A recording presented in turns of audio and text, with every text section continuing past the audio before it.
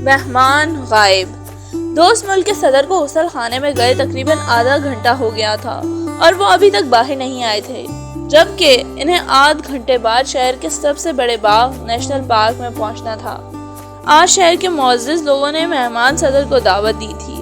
غسل خانے کے باہر لوگ انہیں ہاتھوں ہاتھ لینے کے لیے تیار کھڑے تھے، مگر وہ تو جیسے نکلنے کا نام ہی نہیں لے رہے تھے۔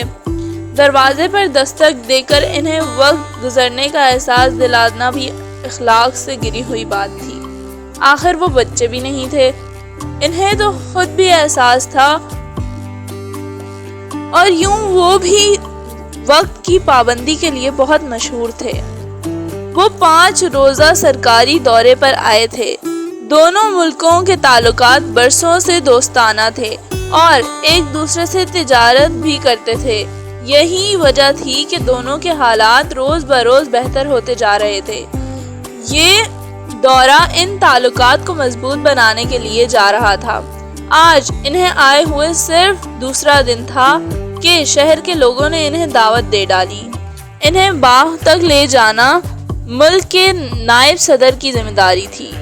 وہ بھی ان کے انتظار میں بے چینی سے ٹہل رہے تھے۔ آخر 15 منٹ بعد اور گزر گئے، لیکن غسل خانے کا دروازہ پھر بھی نہ کھلا۔ اب تو سب میزبانوں کی حیرت کی کوئی انتہا نہ تھی۔ معاملہ حد درجے پر اسرار ہو رہا تھا۔ جب 5 منٹ اور گزر گئے تو نائب صدر سے رہا نہ گیا۔ وہ غسل خانے کے دروازے پر آئے اور انگلی سے ٹھک ٹھک کی۔ چند لمحے انتظار کیا، کوئی جواب نہ ملنے پر پھر دستک دی اور آخر بوکھلا کر انہوں نے دروازے کو دھڑ دھڑا ڈالا۔ یہ کوشش بھی بے سود گئی۔ اب تو سب کے پیروں تلے ہی زمین نکل گئی۔ سب کو یہ یقین ہو گیا کہ ضرور انہیں کوئی حادثہ پیش آ گیا ہے۔ ہو سکتا ہے ان کے پاؤں پھسل گیا ہو اور وہ گر کر بے ہوش ہو گئے ہوں۔ اس خیال کا آنا تھا کہ نائب صدر نے دروازہ توڑنے کا حکم دے دیا۔ ریسٹ ہاؤس بالکل نیا بنایا گیا تھا۔ اس کے دروازے بہت مضبوطی سے بنے ہوئے تھے، اس لیے ریسٹ ہاؤس کے 2 چوکیدار کے مسلسل ٹکرانے کے باوجود بھی دروازہ نہ ٹوٹا تو وہ اور بھی گھبرا گئے۔ آخر افراتفری میں آدمی ادھر ادھر دوڑے گئے۔ 1000 کوششوں کے بعد کہیں جا کر دروازہ ٹوٹا۔ دوسرا لمحہ ان لوگوں کی زندگی کا سب سے حیرت کن ترین لمحہ تھا۔ انہوں نے جو دیکھا اس پر کسی طرح یقین کرنے کے لیے تیار نہیں تھے۔ ہر شخص نے یہی سمجھا ضرور اس کی آنکھوں کو دھوکا ہوا ہے اور جو کچھ وہ دیکھ رہا ہے دراصل بات وہ نہیں ہے، لیکن نہیں، بات وہی تھی جو نظر آ رہی تھی۔ اس پر بھی انہیں یقین نہ آیا۔ نائب صدر تو اس طرح آنکھیں پھاڑے کھڑے تھے جیسے پتھر کے بت میں تبدیل ہو گئے ہوں۔ ابھی 40 منٹ پہلے مہمان صدر بالکل صحیح سلامت اور تندرست حالت میں ان سب کے سامنے غسل خانے میں داخل ہوئے تھے۔ ہنستے مسکراتے ہوئے انہوں نے کہا تھا، بس میں صرف 10 منٹ لگاؤں گا اور پھر ہم نیشنل پارک چلیں گے۔ ان لوگوں کو ان کا وہ ہنستا مسکراتا چہرہ یاد آیا اور وہ حیرت کے مارے زور زور سے آنکھیں ملانے لگے۔ ایک صاحب کے منہ سے نکلا، نہیں نہیں، یہ نہیں ہو سکتا، ہم لوگ ضرور خواب دیکھ رہے ہیں۔ اف خدا، کیا میں خواب نہیں دیکھ رہا؟ خدا کرے یہ خواب ہی ثابت ہو۔ نائب صدر کے منہ سے نکلا۔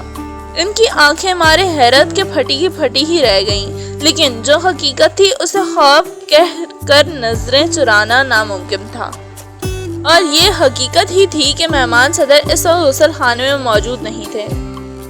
نیشنل پارک میں سب لوگ بے چینی سے مہمان کا انتظار کر رہے تھے۔ تمام وزراء اور بڑے بڑے افسر بھی تشریف فرمائے تھے۔ اس وقت تک مہمان صدر کو آ جانا چاہیے تھا۔ لوگ بار بار گھڑیوں کی طرف دیکھ رہے تھے۔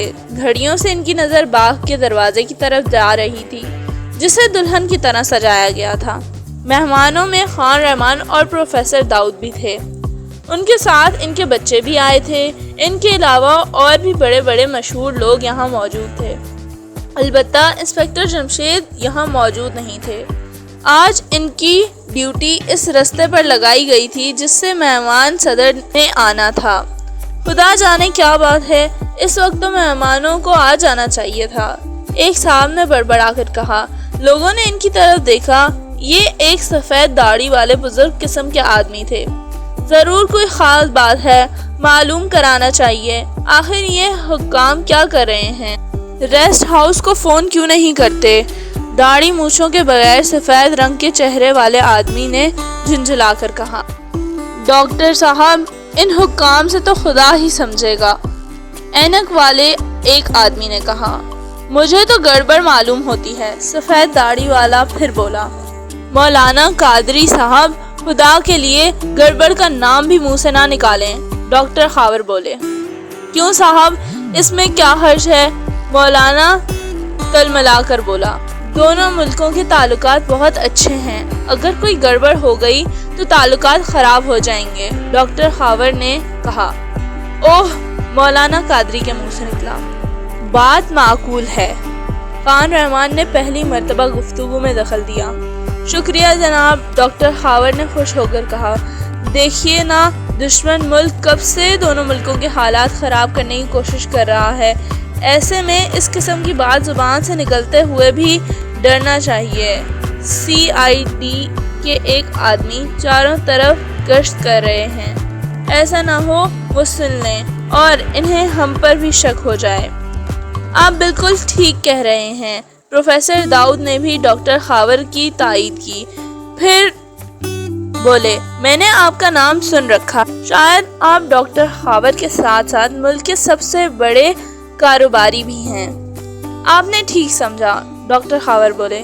میرا خیال ہے آپ حکام کو ریسٹ ہاؤس سے ضرور معلوم کرنا چاہیے، مولانا قادری بولے۔ معلوم ہوا ہے کہ کچھ دیر پہلے فون کیا گیا تھا، ادھر سے یہ جواب ملا کہ صدر صاحب غسل کر رہے ہیں۔ حیرت ہے، اتنی دیر غسل میں لگا دی، ڈاکٹر خاور بولے۔ ویسے سنا ہے کہ مہمان وقت کے بہت پابند ہیں، مولانا قادری نے کہا۔ کم از کم آج تو وہ وقت پر آئے نظر نہیں آتے، پروفیسر داؤد بڑبڑائے۔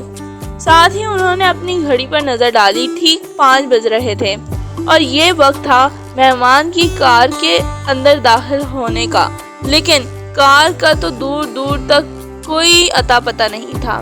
ہر طرف بے چینی کی لہر دوڑنے لگی تھی، لوگ اٹھ کر دیکھنے لگے، کچھ لوگ تو اٹھ کر دروازے کی طرف چل پڑے، لیکن حفاظتی دستے نے ان سے درخواست کی کہ اس طرح سارا انتظام درہم برہم ہو جائے گا، اس لیے اپنی اپنی جگہوں پہ بیٹھ جائیں، مہمان ابھی آتے ہی ہوں گے۔ اچانک پارک کے دفتر والے کمرے سے ایک شخص بوکھلایا ہوا برآمد ہوا۔ وہ سیدھا ایک آفیسر کے پاس آیا اور چہک کر ان کے کان میں کچھ کہا۔ آفیسر کا رنگ اڑ گیا، لوگ انہیں غور غور کر دیکھنے لگے۔ آخر چند منٹ بعد لاؤڈ اسپیکر پر ایک اعلان کیا گیا۔ خواتین و حضرات، مہمان صدر کی طبیعت اچانک خراب ہو گئی ہے، اس لیے انہوں نے یہاں آنے کا پروگرام مجبوری کی حالت میں کینسل کر دیا ہے۔ انہوں نے آپ لوگوں سے معافی بھی چاہی ہے۔ انشاءاللہ طبیعت ٹھیک ہوتے ہی وہ آپ کی دعوت میں شریک ضرور ہوں گے۔ ہمیں امید ہے کہ یہ دعوت اب کل پرسوں دی جا سکے گی۔ اخبارات کے ذریعے آپ لوگوں کو مطلع کر دیا جائے گا۔ اب آپ لوگ دعوت شروع کریں۔ آپ تمام سے درخواست کی جاتی ہے کہ کوئی صاحب بھی کھائے پیے بغیر نہ جائیں۔ سب کے منہ لٹک گئے، ان کا جوش مان پڑ گیا۔ بجھے دل سے انہوں نے کھانے کی چیزوں کی طرف ہاتھ بڑھائے۔ انہیں کیا معلوم تھا صدر کو اغوا کر لیا گیا تھا اور ریسٹ ہاؤس میں موجود تمام لوگوں کو بھی روک لیا گیا تھا تاکہ یہ خبر باہر نہ جا سکے۔ مہمانوں کے ساتھ جو دوسرے لوگ آئے ہوئے تھے ان سے بھی یہی درخواست کی گئی تھی کہ خاموش رہیں۔ اس پر ایک مہمان نے کہا تھا، آخر آپ کب تک اس خبر کو چھپائیں گے؟ ہم بہت جلد صاحب صدر کو تلاش کر لیں گے، ہمارے پاس تیز ترار لوگ ہیں، وہ ابھی یہاں آتے ہی ہوں گے، انہیں فون کر دیا گیا ہے۔ ایک آفیسر نے جواب دیا۔ وہ کون ہیں؟ इंस्पेक्टर जमशेद और इनके बच्चे, ऑफिसर बोला।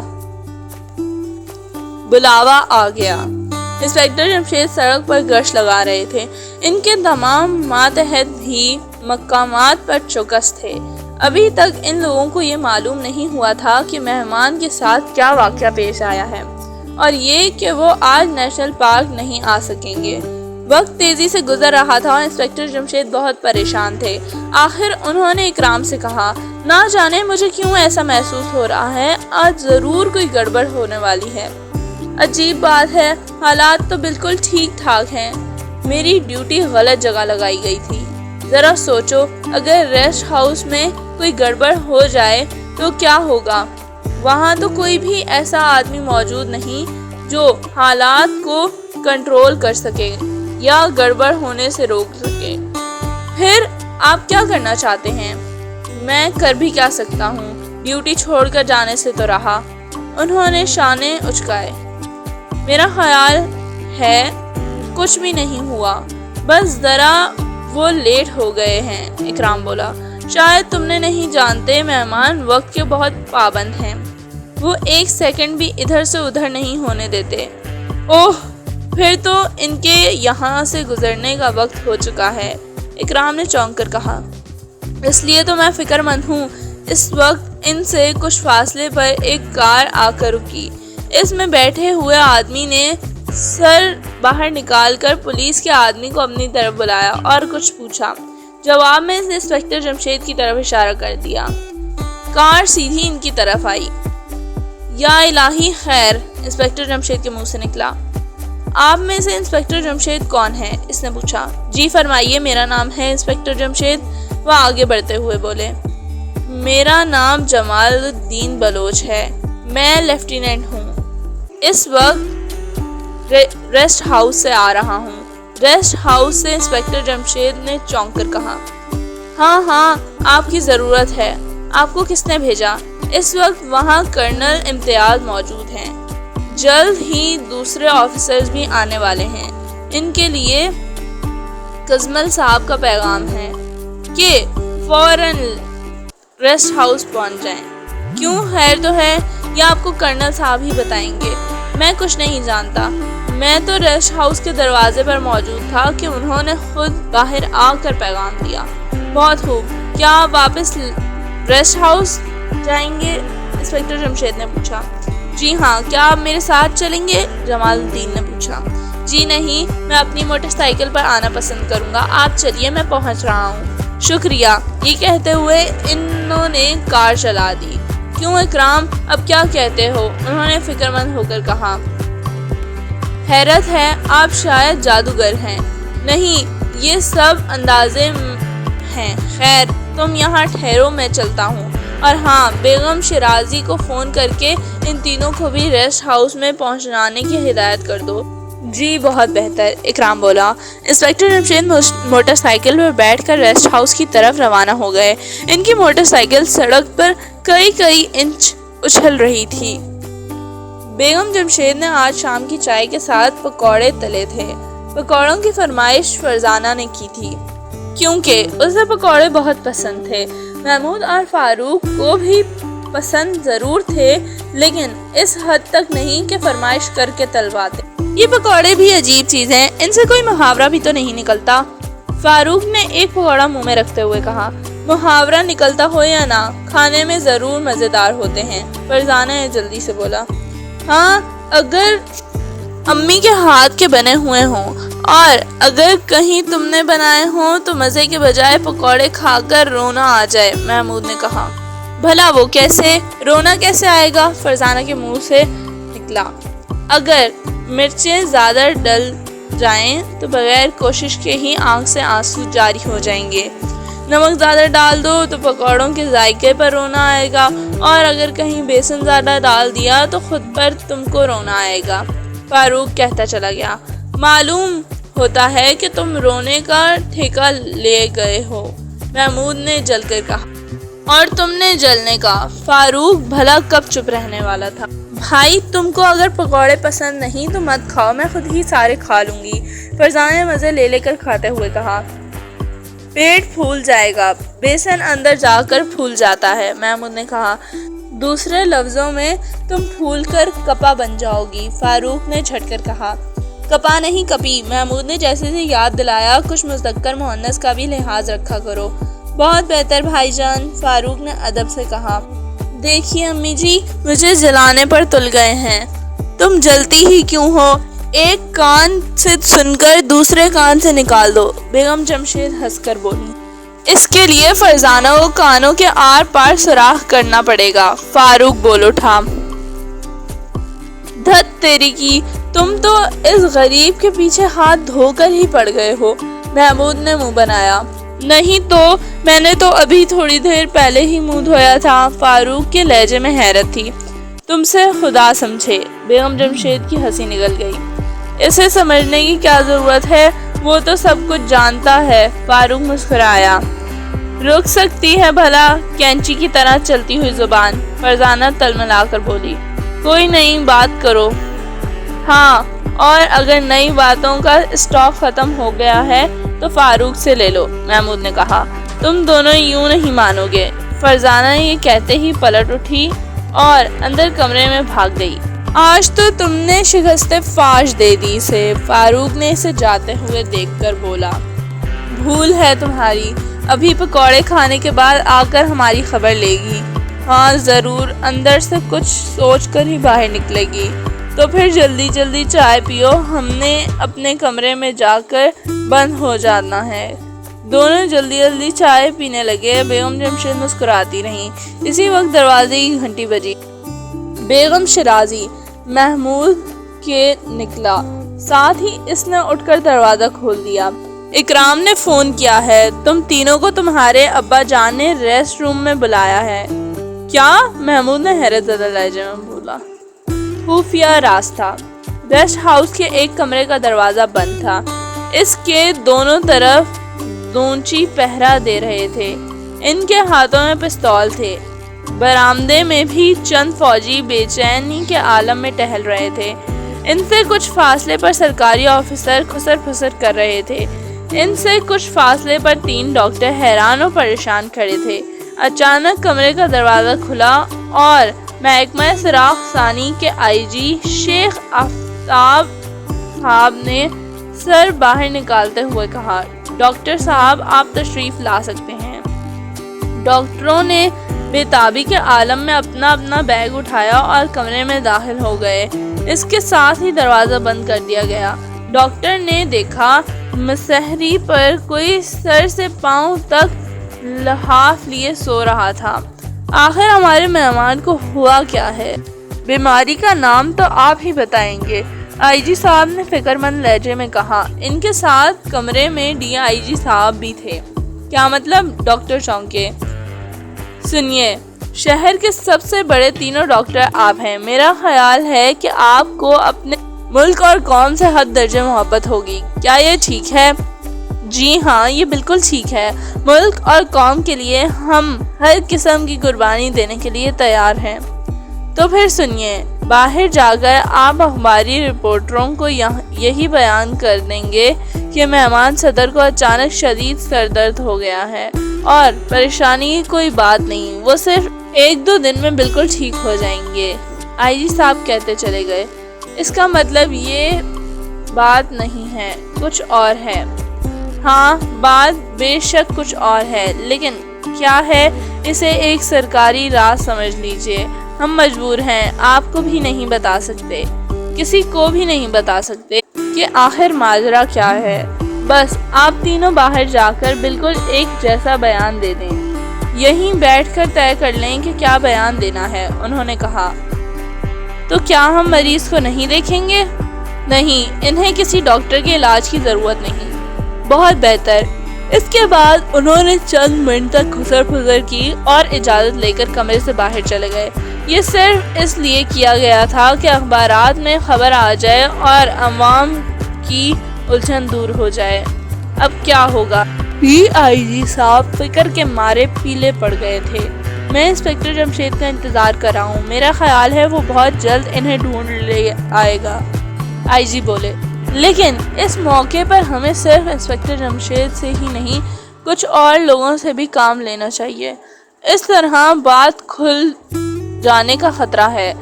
جتنے زیادہ لوگوں کو اصل بات معلوم ہوگی اتنا ہی زیادہ بھید کھل جانے کا خطرہ ہوگا۔ آئی جی بولے، ہاں آپ ٹھیک کہتے ہیں، ڈی آئی جی نے کہا۔ مجھے حیرت ہے انسپکٹر جمشید اب تک نہیں آیا، نہ جانے سڑک پر کس جگہ موجود ہوگا۔ ہمارے آدمی کو راستہ تلاش کرنے میں دیر تو ہو گئی ہوگی۔ اوہ ہاں یہ بھی ٹھیک ہے، مگر جناب کمال ہے، آخر دشمن نے مہمان کو ریسٹ ہاؤس سے غائب کس طرح کر دیا؟ ضرور پہلے ہی پروگرام بنا لیا گیا تھا، اور ظاہر ہے یہ دشمن ملک کے جاسوسوں کا کام ہے۔ نہ جانے ہمارے ملک میں کتنے جاسوس اس کے پہرے دار ہیں۔ بہرحال یہ قدم بڑے منصوبے کے تحت اٹھایا گیا ہے، ورنہ ریسٹ ہاؤس سے مہمان کا غائب ہو جانا سمجھ میں آنے والی بات نہیں، اور وہ بھی غسل خانے سے۔ ہاں، جبکہ غسل خانے میں انہیں آنکھوں سے کچھ لوگوں نے جاتے دیکھا تھا۔ پھر آخر وہ کہاں گئے؟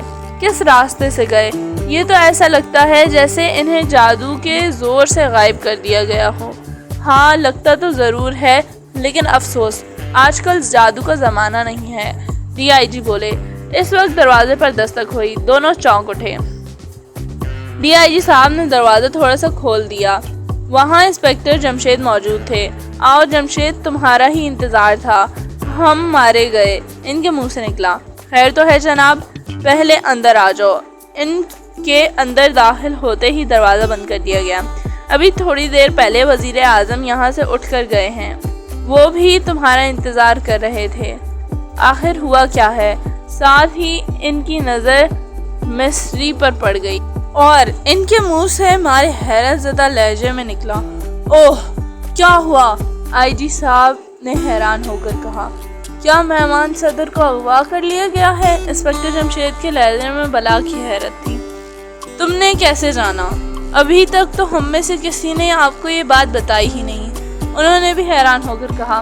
آپ نے گاؤں تکیے بالکل سیدھے رکھے ہیں اور پھر لحاف بالکل سیدھا ہے، سانس کی آمد و رفت سے جو حرکت ہوتی ہے وہ دکھائی نہیں دی۔ اس سے میں نے اندازہ لگایا کہ مہمان یہاں نہیں ہے، اگر وہ یہاں نہیں تو اور بھی کہیں نہیں ہو سکتے۔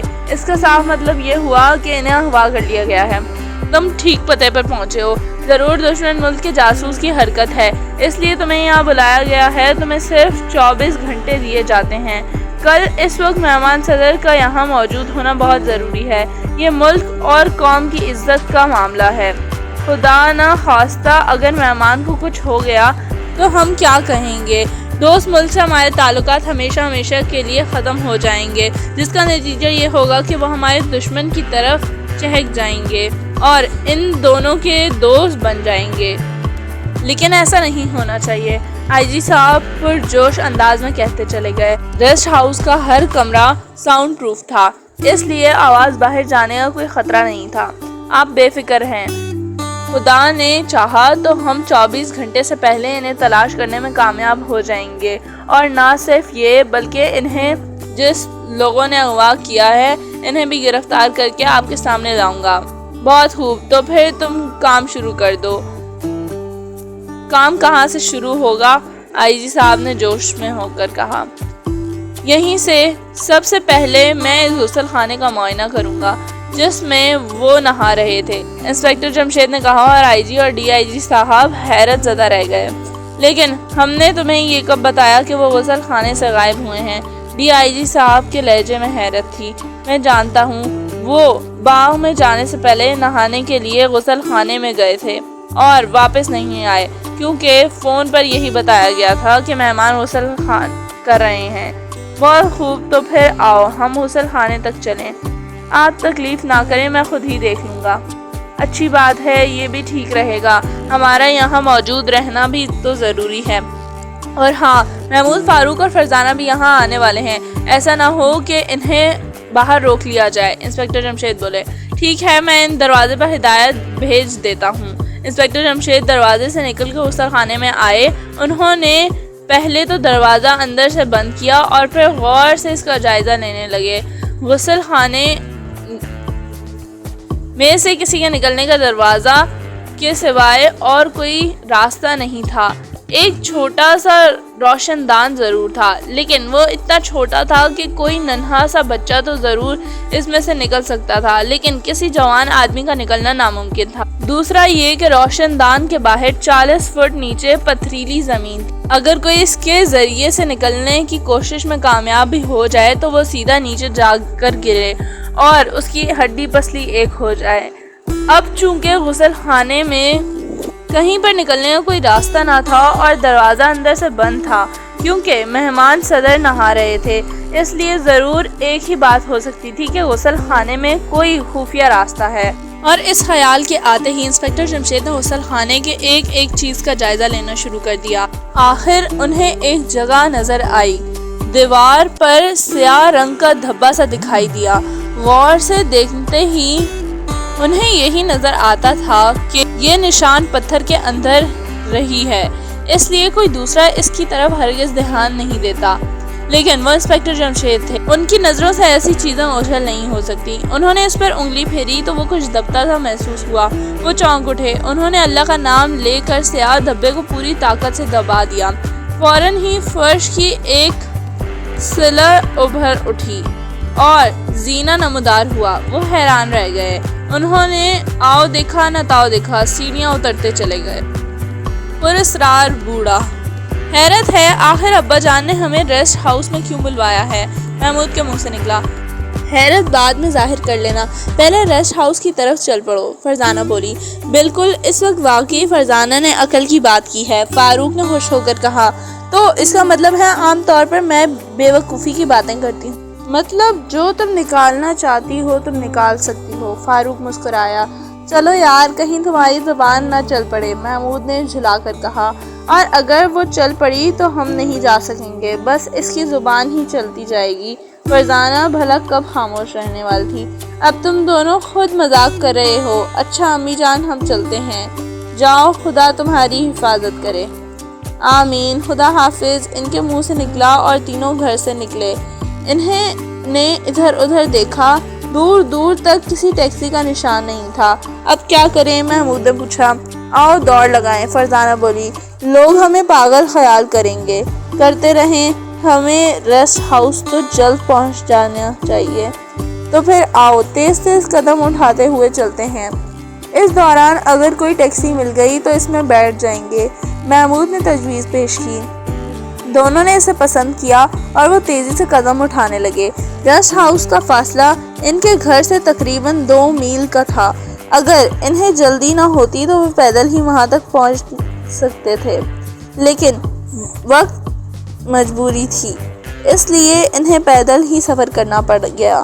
ٹیکسی تو یوں لگتا تھا جیسے پر لگا کر اڑ گئی ہے، فاروق نے کہا۔ بے وقوف ہو تم، محمود کے منہ سے نکلا۔ اچھا، کیا یہ بات تمہیں ابھی اور اسی وقت معلوم ہوئی ہے؟ فرزانہ کے لہجے میں حیرت تھی۔ ہاں، کیا تمہیں یہ بات پہلے ہی معلوم تھی؟ محمود نے حیران ہو کر کہا۔ ہاں، بالکل معلوم تھا، لیکن یہ تو بتاؤ اس وقت یہ خیال اچانک تمہیں کہاں سے آیا؟ فرزانہ نے پوچھا۔ آج سارے شہر کی ٹیکسیاں نیشنل پارک میں گئی ہوں گی، بات تو عام آدمی بھی سوچ سکتا ہے۔ اوہ، فاروق کے منہ سے نکلا۔ واقعی میں بے وقوف ہوں، مجھے یقین آ گیا۔ شکر ہے، فرزانہ نے خوش ہو کر کہا۔ آخر ہم کب تک پیدل چلتے رہیں گے؟ محمود نے کہا۔ جب تک ریسٹ ہاؤس نہیں آ جاتا یا جب تک کوئی ٹیکسی نہیں مل جاتی، فرزانہ نے کہا۔ بھلا اس وقت اس جملے کی کیا تک تھی؟ اس کا مطلب ہے محمود تم بھی بے وقوف ہو۔ لگتا تو کچھ ایسا ہی ہے، فرزانہ خوش ہو کر بولی۔ اب رہ گئی فرزانہ، اس کا مطلب ہے فرزانہ ہم سے کم بے وقوف ہے، فاروق مسکرایا۔ بغیر دلیل کے مجھے بے وقوف ثابت کرنے کی ناکام کوشش نہ کرو، فرزانہ نے تلملا کر کہا۔ اچھا نہیں کرتا، ارے یہ لوگ اس بوڑھے آدمی کو سہارا دیتے کہاں لے جا رہے ہیں؟ فرزانہ سے کہتے کہتے چونک پڑی۔ اس کی نظر سامنے تھی، دوسری طرف سے 3 آدمی ایک بوڑھے آدمی کو سہارا دیتے لے جا رہے تھے۔ وہ فٹ پاتھ پر چلے آ رہے تھے۔ بوڑھا آدمی کی آنکھیں بند تھیں اور یوں لگتا تھا جیسے وہ اپنے ہوش میں نہ ہو۔ اس کے باوجود وہ قدم ضرور اٹھا رہا تھا۔ آخر وہ نزدیک پہنچ گئے۔ کیا ہوا جناب؟ انہیں ایکسیڈنٹ، ایک کار کا دھکا لگ گیا ہے۔ بیچارے بے ہوش ہو گئے تھے، بڑی مشکل سے انہیں ہوش میں لائے ہیں اور اب ہسپتال لے جا رہے ہیں۔ آج کوئی ٹیکسی بھی نہیں نظر آتی۔ اوہ، آپ تینوں بہت اچھے آدمی ہیں، کیا ہم آپ کی کوئی مدد کر سکتے ہیں؟ محمود نے کہا۔ نہیں شکریہ، ہم انہیں اسپتال پہنچا دیں گے اور پھر ان سے گھر کا پتہ معلوم کر کے ان کے گھر والوں کو بھی اطلاع کر دیں گے۔ بہت خوب، خدا آپ کو اس کی نیکی کا اجر دے۔ یہ کہتے ہوئے وہ آگے بڑھ گئے۔ ابھی تک انہیں کوئی ٹیکسی نہیں ملی تھی اور نہ ملنے کا امکان تھا۔ معلوم ہوتا ہے آج ہم پیدل ہی ریسٹ ہاؤس جائیں گے، محمود نے کہا۔ چلو خیر، مقصد تو وہاں پہنچنا ہے، فرزانہ بولی۔ مجھے اس بوڑھے کا خیال ستا رہا ہے، نہ جانے وہ کون ہے، اس کا گھر کہاں ہے، محمود نے کہا۔ اس کے لیے پریشان ہونے کی کیا ضرورت ہے؟ خدا کے فضل سے وہ بالکل ٹھیک ہے۔ ہسپتال والے بھی ہسپتال ہسپتال ہسپتال، فرزانہ کہتے کہتے رک گئی۔ اس کی آنکھیں حیرت سے پھیل گئیں۔ یہ تم ہسپتال کی گرد ان کیوں کرنے لگے؟ فرزانہ نے چونک کر کہا۔ وہ تینوں اسے ہسپتال لے جا رہے تھے نا، اس نے کھوئے لہجے میں کہا۔ ہاں بالکل، کیا ہسپتال لے جانا گناہ ہے؟ تو پھر سنو، ہم تینوں ہی بیوقوف ہیں، فاروق نے عجیب سے انداز میں کہا۔ کیا مطلب؟ اس کے ہسپتال لے جانے کا ہماری بیوقوفی سے کیا تعلق؟ محمود کے لہجے میں حیرت تھی۔ تعلق ہے، بہت زبردست تعلق ہے، فاروق بڑبڑایا۔ یار کہیں تمہارا دماغ تو خراب نہیں ہو گیا؟ نہیں، تم دونوں کا ہو گیا ہے۔ ہسپتال تو اس طرف ہے ہی نہیں جس طرف ہم جا رہے ہیں، تو پھر وہ اس بوڑھے کو کون سے ہسپتال لے جا رہے تھے؟ فرزانہ نے کہا۔ ارے وہ محمود اور فرزانہ کے منہ سے نکلا۔ یہ کیا ماجرا ہے؟ اگر ہمیں جلدی نہ ہوتی تو ضرور اس ماجرے کا کھوج لگاتے، لیکن اس وقت تو ہمیں ریسٹ ہاؤس پہنچنا ہے۔ ہاں یہ بھی ٹھیک ہے، تو پھر چلو دیکھا جائے گا۔ وہ آگے بڑھتے چلے گئے، لیکن بوڑھا رہ کر ان کے ذہنوں میں کھلبلی مچا رہا تھا۔ ریسٹ ہاؤس کے نزدیک پہنچ گئے۔ اب ریسٹ ہاؤس کا پچھلا حصہ ان کے سامنے تھا اور اس کے پچھلے حصے میں گھنے درخت تھے۔ اچانک انہوں نے گھنے درختوں میں ایک آدمی کو دیکھا۔ وہ ٹھٹک کر رہ گئے، پھر ان کی آنکھیں حیرت سے پھیل گئیں۔ میں اس وقت اس آدمی نے بھی دیکھ لیا، یہ انسپکٹر جمشید تھے۔ انہوں نے اشارے سے انہیں اپنے پاس آنے کے لیے کہا۔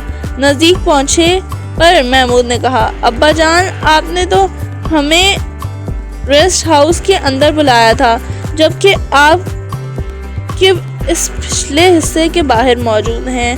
ہاں معاملہ بہت پراسرار ہے، خیر وقت بہت کم ہے، مختصر طور پر سنو۔ مہمان صدر کو ریسٹ ہاؤس سے اغوا کر لیا گیا ہے۔ وہ غسل خانے میں نہانے گئے تھے، باہر نہیں نکلے۔ میں نے یہاں پہنچتے ہی غسل خانے کا جائزہ لیا اور ایک خفیہ بٹن دبا کر یہاں تک پہنچ گیا ہوں۔ اوہ، تو اس کا مطلب یہ ہے کہ انہیں اس راستے سے لیا جایا گیا ہے۔ ہاں، اس کے علاوہ اور کیا کہا جا سکتا ہے؟ اوہ، تو کیا مہمان صدر بوڑھے آدمی ہیں؟ فاروق نے بے چین ہو کر پوچھا۔ وہ بوڑھے تو نہیں، لیکن ادھیڑ عمر کے ضرور ہیں، اور ان کے چہرے پر داڑھی بھی ہے۔ نہیں، مگر تم یہ سوال کیوں کر رہے ہو؟ جلدی بتاؤ کیا بات ہے؟ فاروق نے جلدی اس بوڑھے کے متعلق بتاتے ہوئے کہا۔ لیکن اس کے چہرے پر داڑھی تھی، وہ نقلی بھی ہو سکتی ہے۔ انہوں نے صدر کو کوئی دوستانہ رکھی ہوگی۔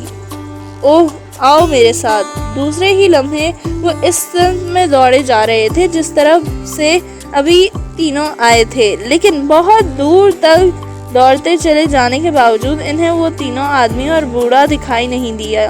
آخر انسپکٹر جمشید رک گئے۔ انہوں نے کہا، ختم کرو۔ جس وقت وہ تمہیں ملے ہوں گے، اس سے فوراً بعد انہوں نے غائب ہونے کی کوشش کی ہوگی، یا پھر انہیں کوئی ٹیکسی مل گئی ہوگی۔ اوہ، یہ بہت برا ہوا۔ پرواہ نہ کرو، آؤ ریسٹ ہاؤس چلتے ہیں۔ اب وہاں جا کر کیا کریں گے؟ آئی جی صاحب اور ڈی آئی جی صاحب کو صورتحال بتانی ہے۔ غسل خانے کا دروازہ میں نے اندر سے بند کر دیا تھا۔ وہ لوگ یہی سوچ رہے ہوں گے کہ میں اندر ہوں۔ اوہ، ان کے منہ سے نکلا۔ آخر تینوں ریسٹ ہاؤس کے دروازے پر پہنچے۔ دروازے پر کھڑے فوجیوں کی آنکھیں انسپکٹر جمشید کو دیکھ کر پھٹی کی پھٹی رہ گئیں۔ ابھی تھوڑی دیر پہلے ہی تو انسپکٹر جمشید ان کی آنکھ کے سامنے اندر داخل ہوئے تھے اور اب وہ باہر سے آ رہے تھے، جبکہ ریسٹ ہاؤس کے ارد گرد پہرا تھا۔ ان کی حیرت زدہ آنکھوں میں خوف بھی سمٹ آیا۔ ان کے منہ سے نکلا، آپ؟ ہاں، اسی طرح مہمان صدر بھی ریسٹ ہاؤس سے باہر لے جائے گئے ہیں۔ چاروں طرف پہرا بڑھا دو، کوئی پرندہ بھی اندر نہ آنے پائے، نہ کوئی اندر جا سکے نہ باہر جا سکے۔ بہت بہتر جناب، اس نے کہا اور وہ اندر داخل ہو گئے۔ آئی جی اور ڈی آئی جی صاحب برآمدے میں ٹہل رہے تھے۔ ان کے چہرے پریشانی کے آثار طاری تھے۔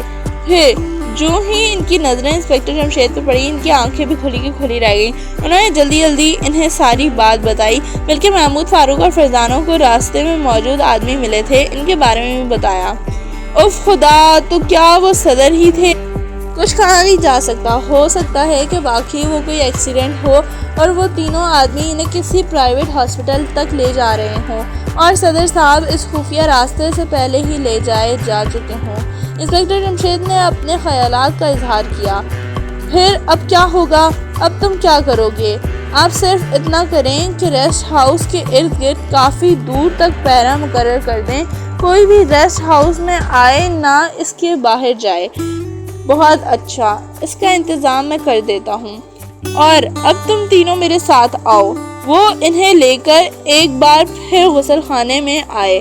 انہوں نے ایک بار پھر غور سے غسل خانے کو دیکھا۔ اس وقت انسپکٹر جمشید کو پھر خیال آیا، فاروق، محمود اور فرزانہ، کیا تم تینوں میں سے کسی کا حلیہ بتا سکتے ہو؟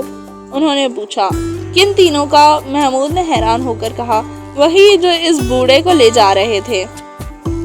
تینوں سوچ میں ڈوب گئے۔ انہوں نے ان کے چہرہ غور سے نہیں دیکھا تھا، ضرورت ہی نہیں محسوس کی، پھر بھی فاروق کو یوں محسوس ہو رہا تھا جیسے کوئی بات رہ رہ کر اسے یاد آنے کی کوشش کر رہی ہو۔ اس نے اپنی پیشانی کو مسلا اور بولا، میرے ذہن میں کوئی چیز چبھ رہی ہے، تو اسے اپنے ذہن سے باہر نکالو۔ فرزانہ نے جلدی سے کہا۔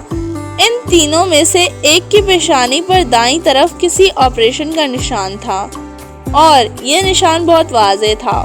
اوہ، انسپکٹر جمشید کے منہ سے نکلا۔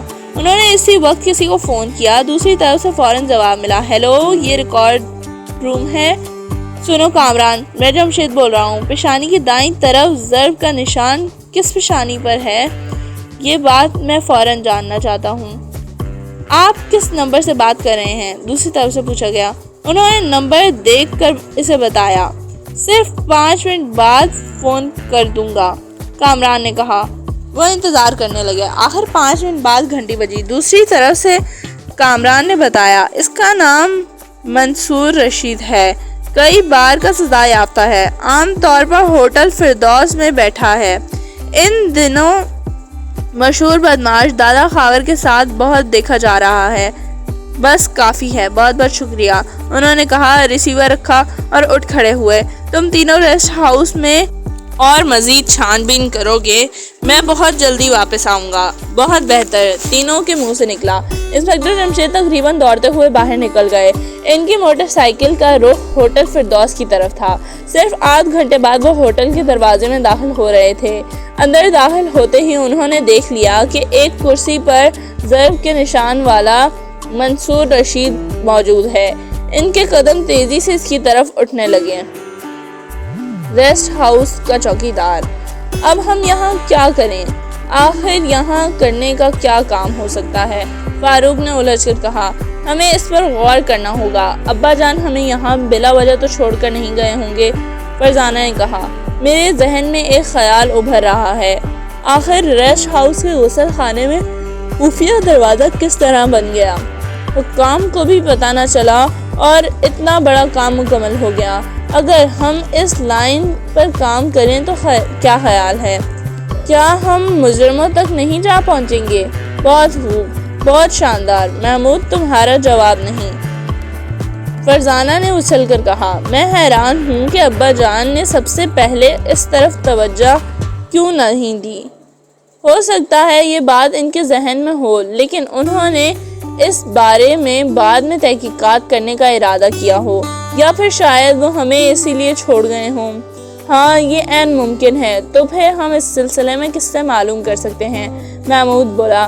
سب سے پہلے ہم DIG صاحب سے بات کرتے ہیں، شاید انہیں معلوم ہو، فاروق نے کہا۔ وہ پھر برآمدے میں آئے۔ IG صاحب اور DIG صاحب انہیں دیکھ کر چونک اٹھے۔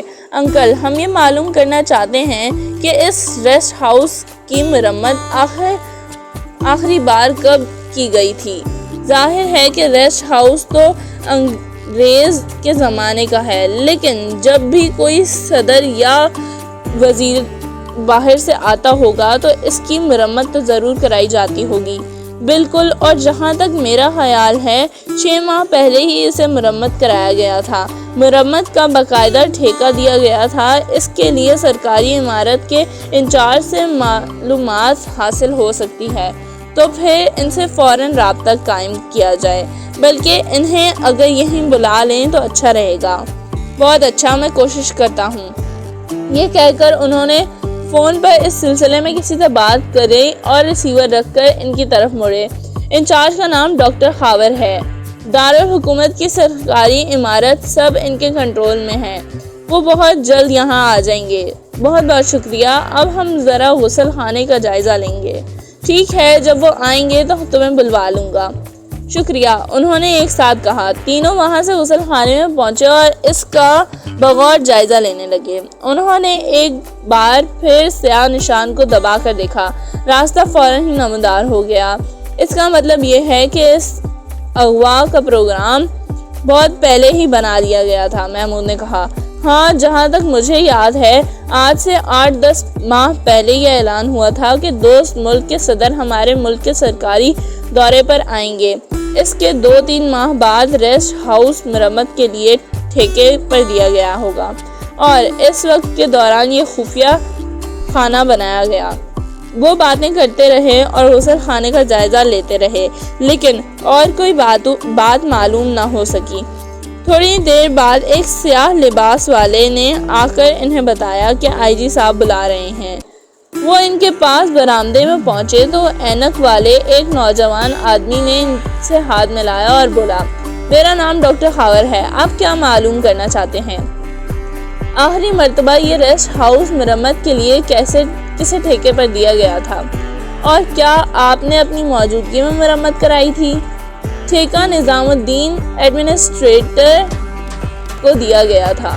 مرمت میری نگرانی میں نہیں ہوئی تھی، میں نے تو بس انہیں کام سمجھا دیا تھا اور مرمت ہونے پر آ کر معائنہ کر لیا تھا۔ بہت خوب، کیا ٹھیکے کی بات نظام الدین ایڈمنسٹریٹر کے مالک سے ہوتی تھی اور اس نے اپنے آدمی یہاں بھیجے تھے؟ جی ہاں۔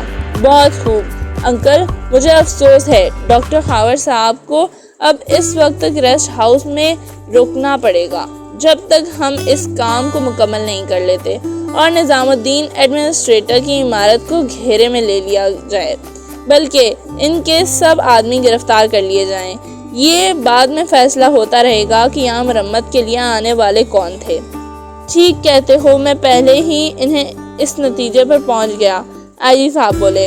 وہ آخری بات کیا ہے؟ ڈاکٹر خاور نے حیران ہو کر پوچھا۔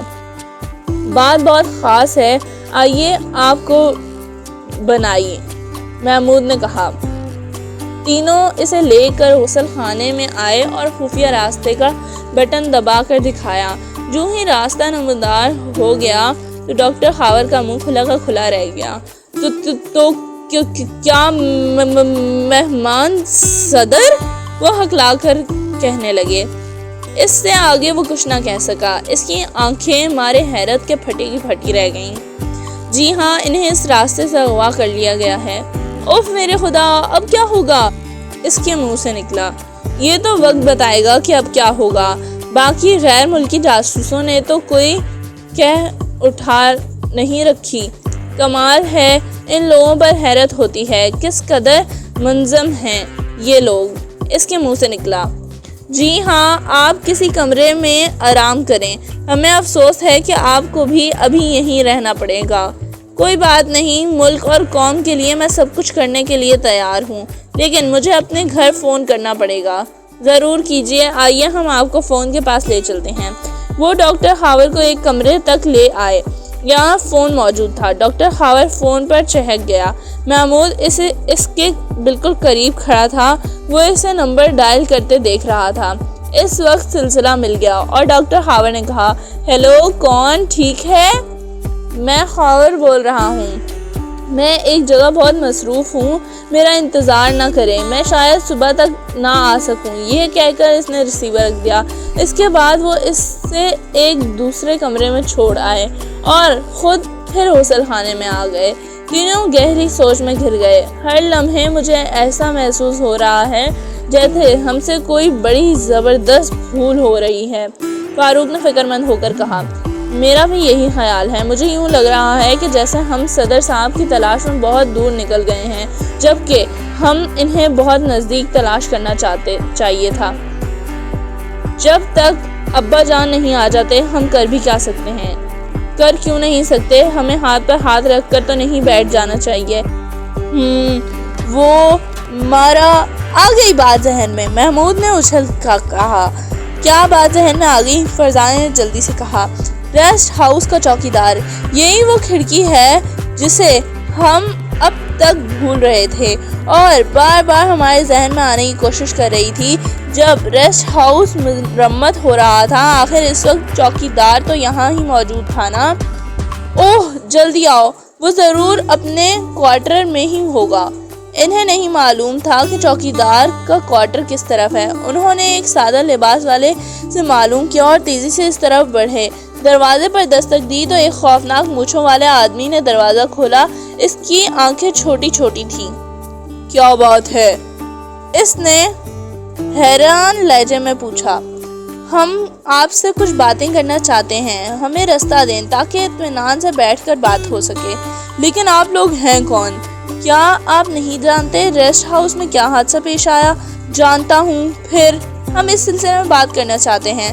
آئیے، اس نے راستہ چھوڑتے ہوئے کہا۔ اندر ایک چارپائی اور 2 کرسیاں موجود تھیں۔ چارپائی پر وہ اور محمود بیٹھ گئے، فاروق اور فرزانہ کرسیوں پر بیٹھ گئے۔ ہم یہ معلوم کرنا چاہتے ہیں کہ جب ریسٹ ہاؤس مرمت ہوا تھا اس وقت آپ کہاں تھے؟ بھلا میں کہاں ہوتا، یہی ہوتا تھا، اس نے کہا۔ ہم آپ کے منہ سے یہی سننا چاہتے تھے۔ کیا مطلب؟ اس نے چونک کر کہا۔ کیا غسل خانے میں خفیہ راستہ تمہارے سامنے بنایا گیا تھا؟ محمود نے اچانک سوال کیا۔ ایک پل کے لیے چوکیدار بوکھلا اٹھا، دوسرے ہی لمحے اس نے جیب میں ہاتھ ڈال دیا۔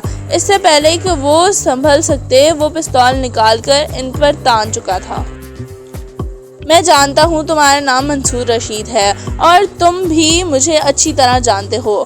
میری پتلون کی جیب میں اس وقت پستول ہے اور اس کی نالی کا رخ تمہاری طرف ہے۔ اگر کوئی حرکت نہیں کرو گے ورنہ ذمہ دار خود ہوگے۔ اگر تم نے میرے چند سوالوں کے جواب ٹھیک نہیں دیے تو تمہیں کچھ نہیں کہا جائے گا، بدستور دیگر تم خود ذمہ دار ہوگے۔ انسپکٹر جمشید نے اس کے برابر کرسی پر بیٹھتے ہوئے کہا۔ آپ کیا چاہتے ہیں؟ اس نے خوفزدہ لہجے میں کہا۔ ابھی تھوڑی دیر پہلے تمہارے ساتھ 2 آدمی اور تھے اور تم ایک تیسرے آدمی کو سہارا دیتے کہیں لے جا رہے تھے، وہ بوڑھا کون تھا؟ انسپکٹر جمشید کے لفظ منہ میں ہی رہ گئے۔ اسی وقت منصور رشید نے بیٹھے بیٹھے ہی انسپکٹر جمشید پر چھلانگ لگائی تھی۔ انسپکٹر جمشید کو اس کا اندازہ تھا، لہٰذا وہ کرسی سمیت دوسری طرف الٹ گئے۔ اسی کے ساتھ ہی منصور رشید اٹھ کر ہوٹل کے دروازے کی طرف بھاگا۔ ہال میں بیٹھے لوگ گھبرا کر کھڑے ہو گئے۔ کسی کی سمجھ میں کچھ نہ آیا کہ کیا ہوا ہے۔ فوراً ہی ایک فائر ہوا، منصور رشید کے منہ سے ایک چیخ نکلی اور وہ دھڑم سے گر پڑا۔ کئی لوگوں کے منہ سے چیخیں نکل گئیں۔ منصور رشید نے پھر اٹھ کر بھاگنے کی کوشش کی مگر انسپکٹر جمشید اتنی دیر میں اس کے سر پر پہنچ چکے تھے۔ انہوں نے اسے دائیں کلائی سے پکڑ لیا اور بولے، تم نے اپنی موت کو خود آواز دی ہے، اب تم بچ کر کہیں نہیں جا سکو گے۔ لوگوں کو تماشا نہ دکھاؤ اور میرے ساتھ مینیجر کے کمرے میں چلو۔ اب اس میں دم مارنے کی جرات نہیں رہی تھی، اس کی دائیں ٹانگ سر ہو رہی تھی۔ گولی کی آواز سن کر مینیجر بھی باہر نکل آیا اور انسپکٹر جمشید کو دیکھ کر اس کی آنکھیں کھلی رہ گئیں۔ اسے دیکھ کر وہ بولے، اس کی مرہم پٹی کا بندوبست کریں، نہیں تو یہ آپ کا کمرہ خراب کر دے گا۔ جی بہت اچھا، اس نے بوکھلا کر کہا۔ تھوڑی دیر بعد وہ دونوں آمنے سامنے کرسیوں پر بیٹھے تھے۔ انسپکٹر جمشید نے مینیجر کو کمرے سے باہر بھیج دیا تھا۔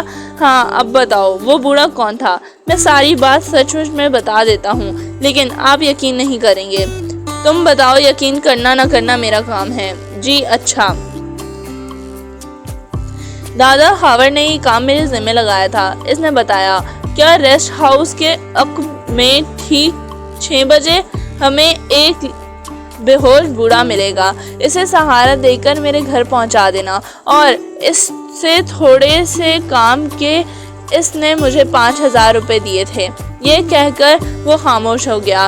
تو وہ بوڑھا اس وقت دادا ہاورڈ کے گھر میں ہے؟ جی ہاں، اس نے جواب دیا۔ اگر یہ غلط ہوا تو میں تمہاری کھال ادھیڑ دوں گا۔ آپ اگر دادا ہاورڈ نے اسے کہیں اور بھیج دیا تو میں کیا کر سکتا ہوں؟ خیر میں دیکھ لوں گا۔ کیا تم جانتے ہو وہ بوڑھا کون تھا؟ جی نہیں، میں نہیں جانتا۔ اچھی بات ہے، دادا ہاورڈ کے گھر کا پتہ بتاؤ۔ فاضل باغ، گلی نمبر 3، مکان نمبر 10، اس نے بتایا۔ شکریہ، اب تم یہیں آرام کرو، یہاں سے بھاگنے کی کوشش نہ کرنا، ورنہ اپنے برے حلیے کے ذمہ دار تم خود ہوگے۔ اس نے کوئی جواب نہ دیا اور انسپکٹر جمشید کمرے سے نکل گئے، لیکن جو ہی وہ کمرے سے نکلے، منصور رشید کمرے میں رکھے فون پر چہک کر کسی کا نمبر ڈائل کرنے لگا۔ مقابلہ، بہت خوب، اس کا مطلب ہے ریسٹ ہاؤس کے غسل خانے میں جو کچھ ہوا تمہارے سامنے ہوا ہے، اور تم بھی برابر کے مجرم ہو۔ محمود نے ہنس کر کہا، ریسٹ ہاؤس کا ہر کمرہ ساؤنڈ پروف ہے۔ چوکیدار سانپ کی طرح پنکھرا کر اس کی آنکھوں میں خون اتر آیا۔ کیا مطلب؟ وہ چونکے۔ یہ کمرہ بھی ساؤنڈ پروف ہے، پستول کے فائر کی آواز باہر نہیں جائے گی، اور میں تمہاری لاشوں کو باغ میں گڑھا کھود کر دفن کر دوں گا، اس نے سرد آواز میں کہا۔ گڑھا کس وقت کھودو گے؟ محمود نے مسکرا کر پوچھا۔ رات کے وقت زمین بہت نرم ہوتی ہے، اس نے جواب دیا، لیکن ہماری تلاش اس سے پہلے ہی شروع ہو جائے گی۔ فاروق مسکرایا۔ کوئی بات نہیں، میں تمہیں کسی حالت میں بھی زندہ نہیں چھوڑوں گا، چاہے کچھ ہو جائے، اس نے کہا۔ تو پھر کرو فائر، لیکن پہلے ہمیں یہ بتاؤ کہ مہمان صدر کہاں ہے؟ میرے فرشتوں کو بھی نہیں معلوم، اس نے شانوں کو جھٹکا دیا۔ یہ کس کا کام ہے؟ میں نہیں جانتا۔ اگر تم کچھ بھی نہیں جانتے تو پھر تم نے پستول بلا وجہ نکال لیا، فاروق نے جل کر کہا۔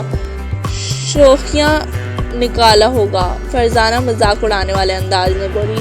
تو پھر فائر کرنے کا شوق بھی پورا کر لو، محمود بولا۔ کیا تم انسپکٹر جمشید کے بچے ہو؟ اس نے اچانک پوچھا۔ ہاں، تمہارا خیال ٹھیک ہے، محمود مسکرا کر بولا۔ تو پھر سن لو، انہیں اب صدر کبھی نہیں ملے گا۔ کیا مطلب؟ وہ بری طرح چونکے۔ کیا تم لوگوں نے انہیں ختم کر دیا ہے؟ یہی سمجھ لو، اور اب تمہاری باری ہے۔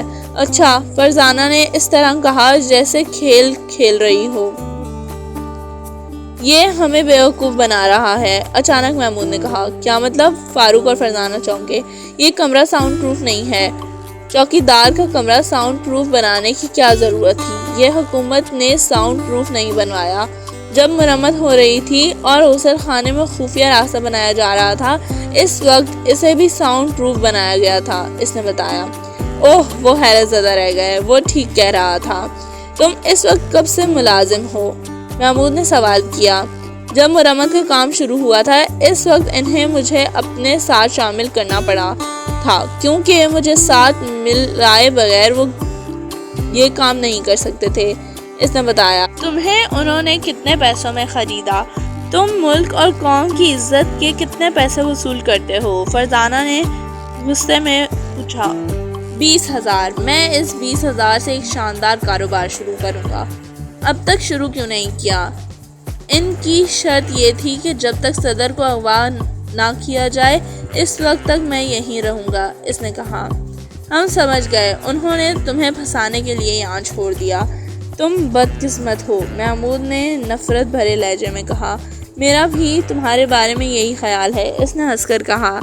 ہم اگر مرے بھی تو ملک اور قوم کی حفاظت کرتے ہوئے مریں گے، اس موت کا ہمیں ذرا بھی افسوس نہیں ہوگا، فاروق نے جواب دیا۔ تو پھر مرنے کے لیے تیار ہو جاؤ، یہ کہہ کر اس نے ان کی طرف ایک فائر چونک مارا۔ اس کے ساتھ ہی دوسرا اور پھر تیسرا فائر ہوا۔ پہلے فائر پر محمود دھڑم سے گرا تھا اور جتنی دیر میں اس نے دوسرا فائر کیا وہ جیب سے چاکلیٹ نکال چکا تھا۔ دوسرے ہی لمحے چوکیدار کی ٹانگوں کے پاس ایک زبردست دھماکہ ہوا اور وہ دوسری طرف الٹ گیا۔ انسپکٹر جمشید نے فاضل آباد کی تیسری گلی کے 10 نمبر مکان کے دروازے پر دستک دی۔ دروازہ فوراً ہی کھلا۔ انہوں نے دیکھا دادا خاور دروازے میں کھڑا تھا۔ چند لمحے تک دونوں ایک دوسرے کو گھورتے رہے۔ کیا خیال ہے، تم مجھے اندر داخل ہونے کی اجازت دو گے یا میں زبردستی اندر آؤں؟ آخر انسپکٹر جمشید نے کہا۔ رات کو اس وقت کیا کوئی خاص کام ہے؟ اس کا لہجہ ناگور تھا۔ ہاں، بہت ضروری۔ ویسے میں تمہیں تھانے میں بھی بلوا سکتا تھا لیکن اتنا وقت نہیں تھا۔ خیر، آ جائیے اندر، لیکن مجھے کوئی دھمکی نہ دیجیے گا۔ میں آج کل دھمکیاں سننے کے موڈ میں نہیں ہوں۔ بہت اچھا، میں دھمکی دیے بغیر بات کر لوں گا۔ انسپکٹر جمشید مسکرائے۔ وہ انہیں لے کر ڈرائنگ روم میں آیا اور بیٹھتے ہوئے بولا، اب بتائیں کیا بات ہے؟ تمہارا پتہ مجھے منصور رشید نے دیا ہے۔ وہ بوڑھا کہاں ہے جسے وہ لوگ یہاں چھوڑ گئے ہیں؟ اوہ، بس اتنی سی بات؟ مگر آپ کو اس بوڑھے کی کیا ضرورت پڑ گئی ہے؟ اس نے کہا۔ میں اسے ایک نظر دیکھنا چاہتا ہوں۔ آئیے میرے ساتھ، اس نے کہا اور وہ محتاط انداز میں اس کے ساتھ چل پڑے۔ وہ انہیں لے کر ایک دوسرے کمرے میں آیا۔ یہاں ایک پلنگ پر کوئی سو رہا تھا۔ دادا خاور نے اشارے سے بتایا، وہ بوڑھا چارپائی پر سو رہا ہے۔ انسپکٹر جمشید نے آگے بڑھ کر اس کے سر سے چادر الٹ دی۔ بوڑھا گہری نیند سو رہا تھا۔ انہوں نے اس کی داڑھی کو ہلا جلا کر دیکھا۔ چہرے پر میک اپ اور کوئی آثار نظر نہیں آئے تو انسپکٹر جمشید مایوس ہو گئے۔ وہ اس بوڑھے کو یہاں کیوں لائے تھے؟ انہوں نے پوچھا۔ کسی نامعلوم آدمی نے مجھے یہ کام سونپا تھا۔ اس نے کہا تھا کہ ریسٹ ہاؤس کے عقب میں شام کے وقت 6 بجے ایک بوڑھا آدمی ملے گا۔ اگر تم اسے اپنے گھر لا کر 2-3 دن تک رکھ لو تو اس کی تیمارداری بھی کرو تو مجھے 10,000 روپے ملیں گے۔ بہت خوب، تو یہ بات ہے۔ ویسے تم کیا مجھے اصل بات نہیں بتا سکتے؟ اصل بات میں بتا چکا ہوں، میں نے برا سا منہ بنا کر کہا۔ خیر، دراصل میں اس بوڑھے کو دیکھنے آیا تھا۔ اس بات کا تو مجھے یقین ہے کہ یہ مہمان صدر نہیں ہے، اس لیے میں تم سے پھر کسی وقت بات کروں گا اور امید ہے کہ وہ تفصیل بات ہوگی۔ لیکن میں نے کیا کیا ہے؟ آخر آپ مجھے کیوں دھمکیاں دے رہے ہیں؟ اس نے برا سا منہ بنایا۔ یہ میں تمہیں پھر بتاؤں گا۔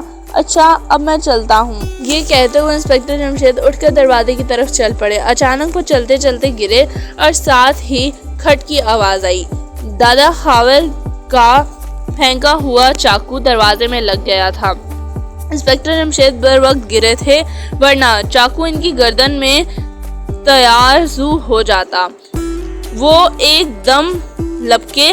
تم نے تو کچھ بھی نہیں کیا تھا، پھر یہ چاقو پھینک مارنے کی کوشش کی اس لیے؟ انہوں نے مسکرا کر کہا۔ تم آج میرے ہاتھ سے بچ نہیں سکو گے۔ یہ کہتے ہوئے اس نے ان پر چھلانگ لگا دی، لیکن دروازے میں سے ہوتا ہوا باہر برآمدے میں گرا۔ مجھے افسوس ہے، تمہارا دوسرا حملہ بھی بیکار گیا۔ انسپکٹر جمشید تالی بجائے بولے۔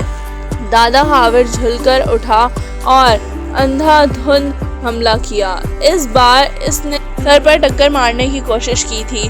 مجھے یہ بھی افسوس ہے، تمہارا نشانہ اچھا نہیں ہے۔ انسپکٹر جمشید مسکرا کر بولے۔ یہ بات لکھ لو، تمہاری قبر اس گھر میں بنے گی۔ اس نے ورا کر کہا۔ آؤ آؤ، ابھی دیکھ لیتے ہیں۔ وہ بچوں کی طرح خوش ہو کر بولے۔ میرے پاس لکھنے کے لیے اس وقت کوئی نوٹ بک یا قلم بھی نہیں ہے، ورنہ میں لکھ ہی لیتا۔ وہ پھر باز की तरह इन पर झटका और इस मर्तबा इसका सर दीवार में टकरा गया। मुंह से निकलने वाली चीख बहुत भयानक थी। वो फिर न उठ सका। लो, अब मैं जा रहा हूँ। मैंने तुम्हें अपने दिल की हसरत पूरी करने का पूरा मौका दे दिया है। ये कहते हुए वो बाहर निकल आए। मकसद अभी तक हल नहीं हुआ था। मेहमान सदर का सुराग मिलने में ही नहीं आ रहा था। आखिर उन्होंने एक बार फिर रेस्ट हाउस जाने का फैसला किया। दूसरे ही मिनट वो मोटरसाइकिल पर बैठे और रेस्ट हाउस जाने लगे। वो रेस्ट हाउस में दाखिल हुए तो ये देखकर हैरान रह गए कि वहाँ इनके मुल्क के सदर और वज़रा आए बैठे थे। इन सब का मारे फिक्र और परेशानी का बुरा हाल था। सबकी नज़रें इन पर जम गईं। कहो जमशेद, क्या रहा? आप मुतमईन रहें, मैं बहुत जल्द मेहमान को बरामद कर लूँ। दरअसल ये मंसूबा बड़ी माहिरी से बनाया गया है, बहुत सोच समझ कर कदम उठाया गया है। यही वजह है कि मुश्किलात पेश आ रही हैं। जो लोग सरकारी रेस्ट हाउस में अपनी मर्जी से खुफिया रास्ता बनवा सकते हैं, इनके हाथ जाहिर है बहुत दूर तक फैले हुए हैं। एक सुराग मिला था, अभी इसके सिलसिले में बाहर से आ रहा हूँ। बस आप लोग रेस्ट हाउस के गिर्द पहरा बहुत कड़ा रखें, क्योंकि इस साजिश का मरकज रेस्ट हाउस है। जो कुछ हुआ है यही हुआ है। और फारूक, फरजाना और महमूद कहाँ हैं? थोड़ी देर पहले गुसल खाने में थे। इन्हें गए हुए तो काफ़ी देर हो गई है। आईजी साहब ने चौंक कर कहा। इन्हें भी अचानक ही ख्याल आया था। ओह, मैं इन्हें देखता हूँ, शायद इन्हें कोई सुराग मिला हो। तुम्हारे जाने के बाद उन्होंने कुछ काम तो किया है। मसलन डॉक्टर खावर को यहाँ बुलवाया था, आईजी साहब ने बताया। ये कौन साहब हैं? उन्होंने पूछा। सरकारी इमारत इनके ठेके में थी, मरम्मत वगैरह भी यही देख रहे थे। मरम्मत का ठेका इन्हें ही दिया गया था। ओह, इनसे तो मैं भी मिलना पसंद करूंगा। ये कहकर वो गुसल खाने की तरफ आए, लेकिन गुसल खाना तो खाली पड़ा था। उन्होंने अंदर मती एक सादा लिबास वाले से इन तीनों के बारे में मालूम किया तो इसने बताया कि थोड़ी देर पहले चौकीदार के कमरे की तरफ गए थे। वो तेजी से इस तरफ बढ़े। क्वार्टर का दरवाज़ा बंद था। उन्होंने दरवाजे पर कान लगाकर अंदर की आवाज़ सुनने की कोशिश की, लेकिन इनके कानों में कोई आवाज़ ना आई। ये देखकर इन्हें हैरत हुई, क्योंकि इनका ख्याल में चौकीदार का कमरा साउंड प्रूफ नहीं हो सकता था, और अगर महमूद, फारूक और फरजाना अंदर थे तो कमरे में खामोशी नहीं हो सकती थी। आखिर उन्होंने दरवाजे पर दस्तक देने के लिए हाथ उठाया। इसके साथ ही अंदर एक ज़बरदस्त धमाका हुआ। धमाके की आवाज़ तो बाहर ना आ सकी, लेकिन धमक की वजह से इन्हें ये समझने में देर ना लगी कि अंदर धमाका हुआ है। उन्होंने ज़ोर से दरवाज़ा खटखटाया। सुराग मिलता है। चौकीदार के गिरने के साथ ही दरवाजे पर दस्तक हुई। फरजाना ने चहक कर कहा, वाह अब्बा जान, बहुत अच्छे वक्त पर आए हैं। ये कहकर इसने दरवाज़ा खोल दिया। इंस्पेक्टर जमशेद अंदर का मंजर देखकर चौंक रह गए। महमूद और फारूक चौकीदार को दबोचे हुए थे। वो इनके नीचे फर्श पर गिरा हुआ था और इनके हाथों से निकलने के लिए जोर लगा रहा था। ये तुम लोग क्या कर रहे हो? अब्बा जान, ये रेस्ट हाउस का चौकीदार है। इसने अभी हम पर पिस्तौल तान दिया था। वो देखिए, वो रहा पिस्तौल, महमूद ने बताया, और इंस्पेक्टर जमशेद धक से रह गए। ठीक है, पिस्तौल इसी जगह पर पड़ा रहने दो। फरजाना, तुम जाकर आईजी साहब को यहाँ ले आओ, और अगर कोई दूसरा ऑफिसर भी आना पसंद करें तो इन्हें भी ले आना। जी, बहुत अच्छा, फरजाना ने कहा और दौड़ती हुई चली गई। महमूद और फारूक अब तक इसे जकड़े बैठे थे। तुम्हें कोई वक्त तो नहीं पेश आ रही? इंस्पेक्टर जमशेद ने पूछा। जी नहीं, हम तो बहुत आराम से हैं, फारूक ने चेक कर कहा। इसने तुम पर किस बात पर पिस्तौल निकाल लिया था? मैंने इससे सिर्फ ये सवाल किया था कि गुसल खाने में खुफिया रास्ता तुम्हारी मौजूदगी में बनाया गया था, बस। इसने पिस्तौल निकाल लिया। अब ये सवाल करना इतना बड़ा जुर्म तो नहीं है। बहुत खूब। दरअसल इन लोगों का ख्याल ये था कि हम खुफिया रास्ता तलाश नहीं कर सकेंगे। अब जबकि हमने वो तलाश कर लिया है, इसलिए चौकीदार पर तो सबसे पहले शक किया जाएगा। यही वजह है कि इसने पिस्तौल निकाल लिया, इंस्पेक्टर जमशेद ने कहा। इसी वक्त कदमों की आवाज़ इनके कानों में पड़ी। ऑफिसर्स और आईजी साहब अंदर दाखिल हुए। इनमें सदर साहब और वजीर आजम भी। ये मंजर इनके लिए हैरानकुन था। ये क्या माजरा है? महमूद, फारूक, छोड़ दो इसे, पिस्तौल की तरफ हरगिज न जाने देना। इसके बाद इंस्पेक्टर जमशेद ने सारी कहानी सुनाई और वो दंग से रह गए। इसी वक्त आईजी साहब ने ठेकेदार और इसके अमले को गिरफ्तार करके रेस्ट हाउस में लाने का हुक्म दिया। चौकीदार को भी जकड़ दिया गया। अब वो सब हॉल में आ गए और ठेकेदार का इंतजार करने लगे। मामला लम्हा व लम्हा पर असरार होता जा रहा था और मेहमान सदर का अभी तक दूर दूर तक पता न था।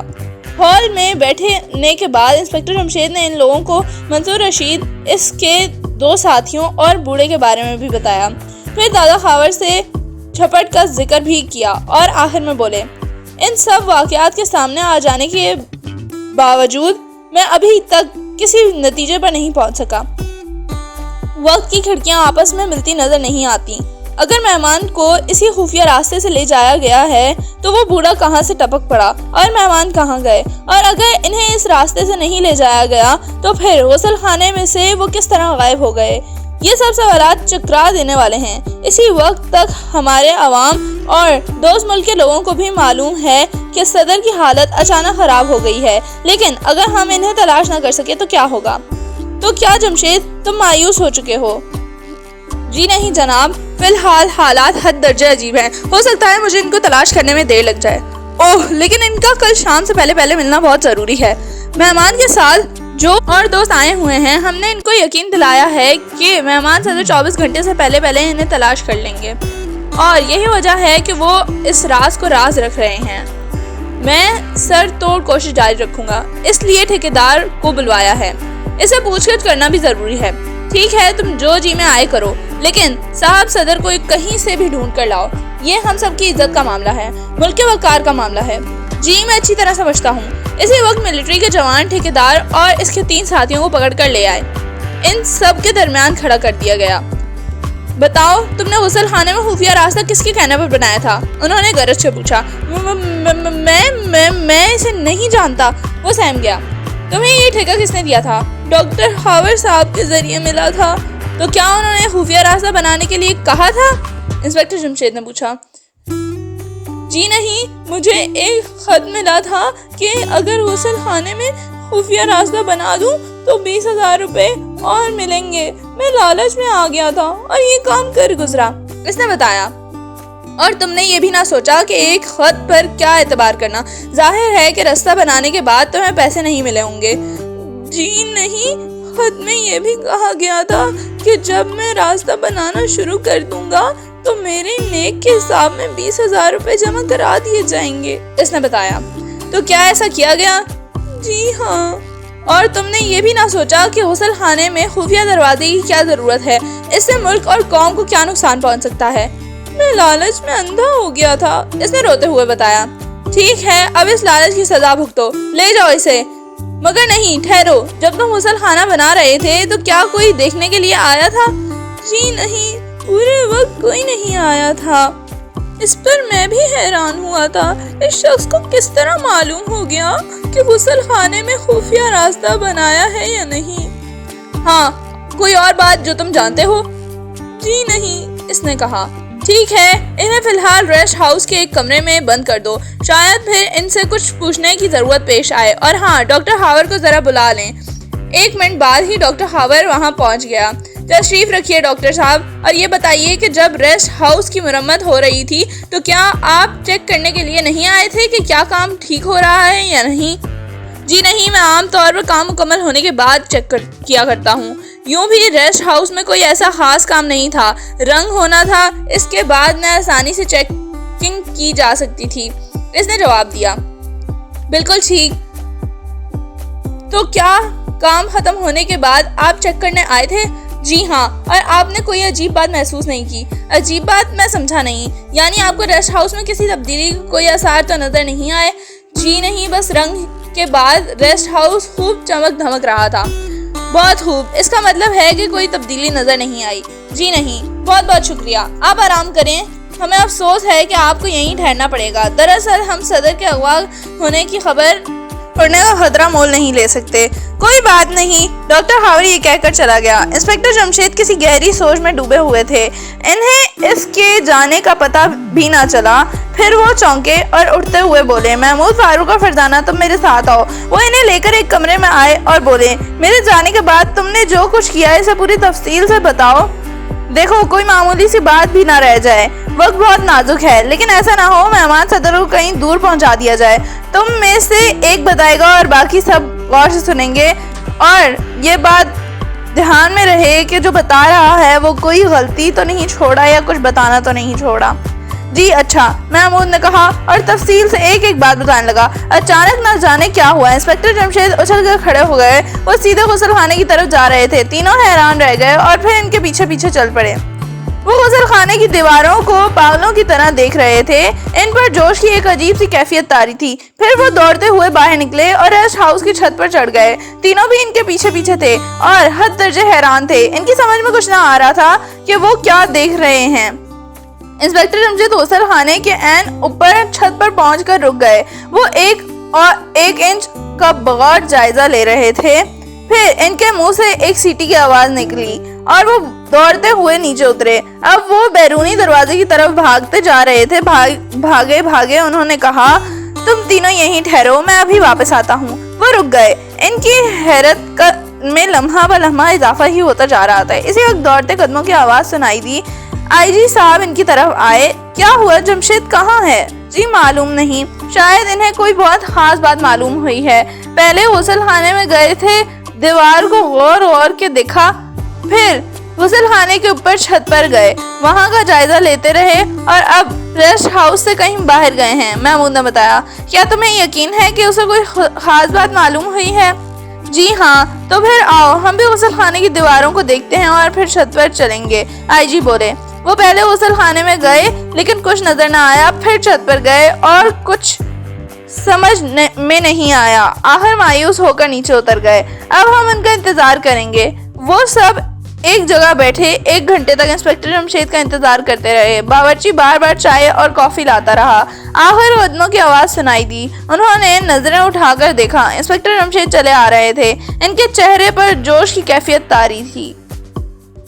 خاور دادا، کہو جمشید کیا رہا؟ نائب صدر نے بےتابی کے عالم میں اٹھتے ہوئے کہا۔ ان کے ساتھ دوسرے بھی اٹھ گئے۔ مجھے امید ہے ہم کامیابی سے بہت نزدیک ہیں۔ اوہ، تو کیا تمہیں یہ معلوم ہو گیا کہ صاحب صدر کہاں ہیں؟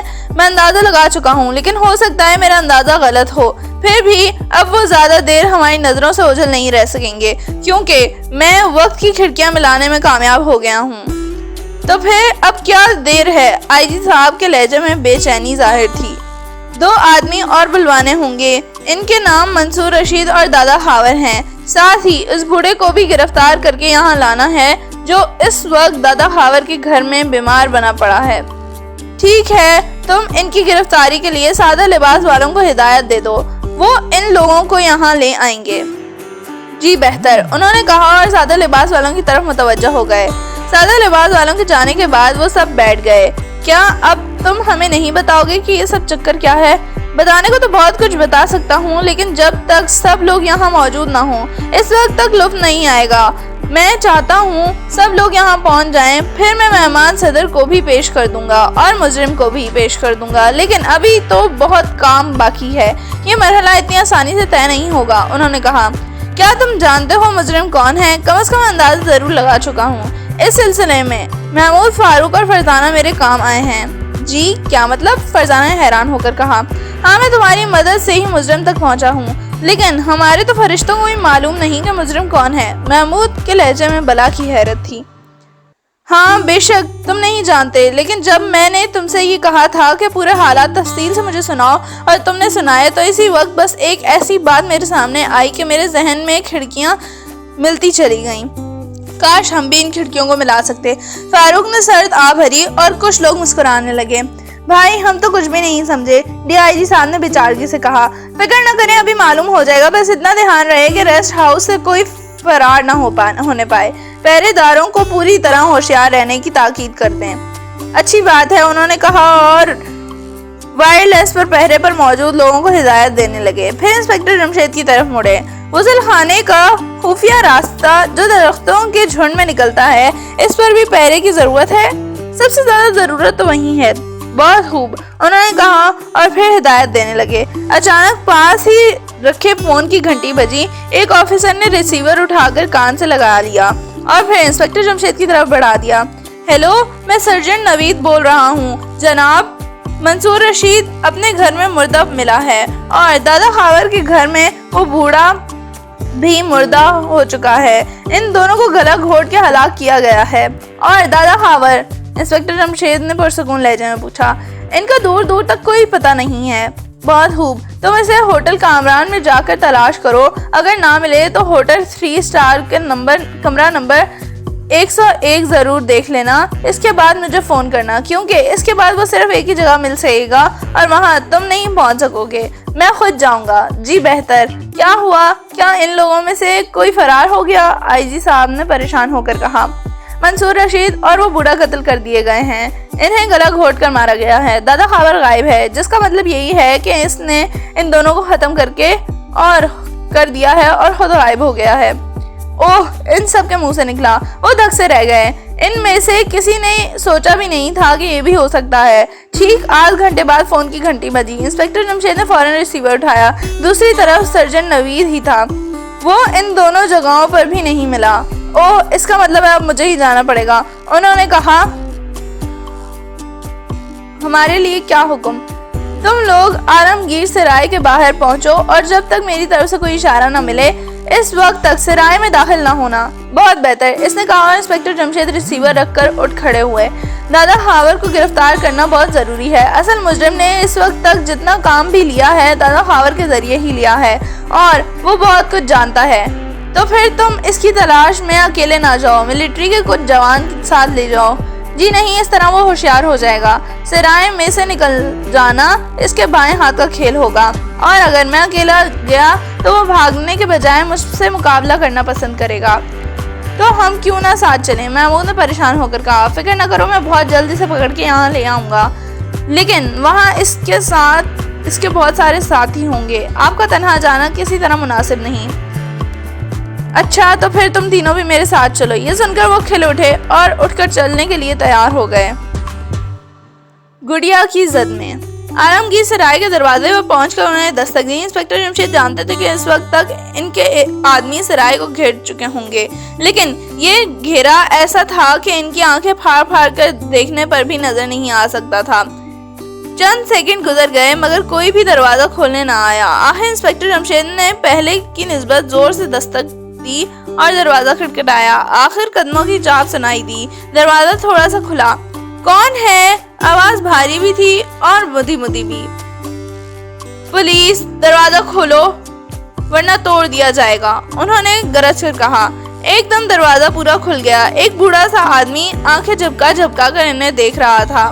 انہوں نے اس پر چپٹی سی نظریں ڈالیں اور پھر انسپکٹر جمشید انہوں نے اندر قدم رکھتے ہوئے کہا، خاور دادا کہاں ہیں؟ ہمیں اس سے ملنا ہے۔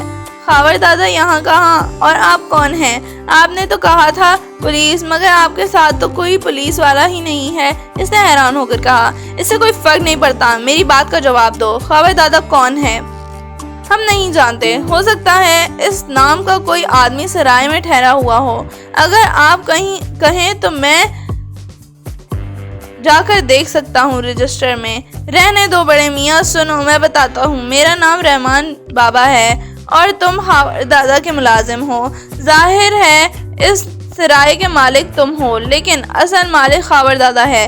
جب اسے باقی ٹھکانوں پر خطرہ محسوس ہوتا ہے تو وہ یہاں آ کر چھپ جاتا ہے۔ یہ بات یا تم جانتے ہو یا خاور جانتا ہے یا پھر میں، کیونکہ میرا نام انسپکٹر جمشید ہے اور انسپکٹر جمشید اس شہر کے تمام جرائم پیشہ لوگوں کو اچھی طرح جانتا ہے۔ اب کہو کیا کہتے ہو؟ تو آپ انسپکٹر جمشید ہیں، پہلے کیوں نہیں بتایا؟ آئیے میرے ساتھ، خاور دادا اندر ہیں، بوڑھے نے اس طرح خوش ہو کر کہا جیسے کوئی انعام ملنے کی امید ہو۔ بہت خوب، یہ ہوئی نا بات، آؤ بھائی چلتے ہیں، انسپکٹر جمشید نے مسکرا کر کہا اور وہ تینوں چونک اٹھے۔ ان کا اندازہ وہ اچھی طرح لگانا جانتے تھے۔ آؤ بھائی چلتے ہیں کہنے کا انداز پکار کر ان سے یہ کہہ رہا تھا کہ خطرہ ہے۔ چنانچہ ان تینوں کے ہاتھ جیبوں میں رینگ گئے۔ بوڑھا انہیں لے کر ایک بڑے سے کمرے میں داخل ہوا۔ اندر انہیں کوئی نظر نہیں آیا، لیکن جب وہ کمرے کے درمیان میں پہنچ کر مڑے تو انہوں نے دیکھا دروازے کی دیوار کے ساتھ خاور دادا لگا کھڑا تھا اور دروازے کی دوسری جانب ایک اور بدماش اکڑ کر کھڑا تھا۔ ان دونوں کے ہاتھوں میں پستول تھے اور چہروں پر صفاق مسکراہٹیں تھیں۔ تم آ گئے، میں جانتا تھا کہ تم ضرور آؤ گے، اس لیے میں پہلے ہی تمہارے استقبال کے لیے تیار تھا۔ کس خوشی فہمی میں نہ رہنا، تمہارے سرائے اس وقت پولیس اور فوج کے گھیرے میں ہے۔ یہ بات بالکل غلط ہے، میں جانتا ہوں تم تنہا آنے کے عادی ہو، اپنے ساتھ بھیڑ بھاڑ لے کر نہیں چلتے۔ اس نے مسکرا کر کہا، لیکن مجھے یہ بھی معلوم تھا کہ سرائے میں تمہارے بہت سے آدمی جرائم پیشہ ہیں، اس لیے پولیس کو سرائے کے گرد چلانا ضروری تھا۔ چنانچہ میرے یہاں پہنچنے سے پہلے ہی سرائے کو گھیرا جا چکا ہے اور تمہارے لیے بہتر یہی ہے کہ میرے ساتھ چلو۔ اگر تم نے سب کچھ ٹھیک بتا دیا تو میں کوشش کروں گا کہ تمہیں کم سے کم سزا ملے۔ انسپکٹر جمشید نے اسے سمجھانے والے انداز میں کہا، میں تمہاری باتوں میں آنے والا نہیں۔ پولیس کو اگر سرائے کو گھیرا بھی رکھا ہے تو بھی میں کوئی پرواہ نہیں کروں گا، اس صورت میں بھی تم اور تمہارے بچوں ہی نقصان میں رہیں گے۔ خیر، کیا تم یہ بتانا پسند کرو گے کہ کس کے لیے کام کر رہے ہو؟ میں اسے نہیں جانتا، اس نے میرے نیک کے حساب میں میری فیس جمع کرا دی تھی، اس لیے اس نے مجھے جو کام چاہا وہ لیا۔ وہ کون ہے؟ مجھے اس سے غرض نہیں۔ بہت خوب، اب تمہارا کیا پروگرام ہے؟ انہوں نے پوچھا۔ تم ہمیشہ ہی میرے راستے میں آ جاتے ہو، اب موقع ملا ہے تو تمہیں جانے کیوں دوں؟ میں نے سوچا ہے کہ اب تم سرائے سے واپس نہیں جاؤ گے اور پولیس کی گھیرے کا کیا کرو گے؟ جب تک پولیس سرائے میں داخل ہوگی میں تمہاری لاشوں کو ٹھکانے لگا چکا ہوں گا۔ سرائے کے ایک طرف ایک اندھا کنواں ہے، لاشوں کو اس کنویں میں پھینک کر اپنے تمام آدمیوں کے ذریعے اسے ملبے سے پر کر دوں گا۔ خاور دادا نے اس طرح کہا جیسے بہت نیکی کا کام کرنے کا ارادہ ظاہر کر رہا ہو، لیکن پولیس والے مجھے یہاں داخل ہوتے دیکھ چکے ہیں۔ عدالت پولیس والوں کی گواہی تسلیم نہیں کرے گی جب تک کہ یہاں سے لاشیں برآمد نہ کر لی جائیں، اور لاشیں وہ یہاں سے برآمد نہیں کر سکیں گے۔ وہ کیوں؟ کیا ان کی نظر کنویں پر نہیں پڑے گی؟ نہیں، میں دولت کے ذریعے ان کی آنکھیں بند کر دوں گا۔ تمہارے پاس ہر بات کا جواب موجود ہے، تمہیں مان گئے۔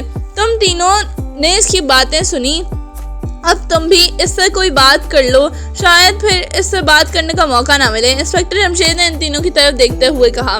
وہ سمجھ گئے کہ انسپکٹر جمشید کیا چاہتے ہیں۔ فوراً ہی محمود بولا، بہت اچھا ابا جان، آپ نے اجازت دے ہی دی تو ہم اس سے دو باتیں ضرور کریں گے۔ دو اس لیے کہ چار باتیں کی ہی نہیں جاتی، فاروق نے فوراً کہا۔ لیکن 2 اور 2 4 ہوتے ہیں، فرزانہ بولے بغیر نہ رہ سکی۔ یہ تم 2 باتیں کر رہے ہو، انسپکٹر جمشید نے منہ بنا کر کہا۔ سنیے جناب دادا جان، مرنے سے پہلے ہماری آخری خواہش ضرور پوری کر دیجیے، اور وہ یہ کہ ہماری طرف سے یہ ایک ٹافی اور ایک چاکلیٹ کھا لیجیے، بس اس کے بعد ہم آپ سے کچھ نہیں چاہیں گے۔ فاروق نے مسکرا کر کہا، بکو مت، میں کوئی بچہ نہیں کہ ٹافیاں اور چاکلیٹیں کھاؤں گا۔ جناب، اب اس وقت ہم آپ کو کوئی اچھے کھانے تو پیش کرنے سے رہے، فرزانہ نے بولا۔ ویسے سرائے میں آپ کے غنڈوں کی تعداد کتنی ہے؟ اتنی تو ہے ہی کہ اگر وہ سب مل کر تم لوگوں پر ڈنڈوں کی بارش کریں تو ایک ڈنڈا ہی ان کے حصے میں آئے گا۔ اس کا مطلب یہاں بہت سے ڈنڈے بھی موجود ہیں، یعنی پورا بندوبست کر رکھا ہے۔ ہاں، یہ بات مجھے معلوم تھی کہ تمہارے ابا جان کو میرا یہ ٹھکانہ معلوم ہے، اس نے جواب دیا، اور اس کے باوجود تم یہاں چلے آئے۔ میں اور کہاں جاتا، اس سے محفوظ جگہ میرے پاس اور کوئی نہیں تھی۔ پولیس لاکھ سر ٹپکے گی مگر تمہارا پتہ نہ پا سکے گی۔ آپ کہیں یا کھائیں یا نہ کہیں، ہم چاکلیٹ اور ٹافی آپ کی خدمت میں ضرور پیش کریں گے، محمود نے کہا۔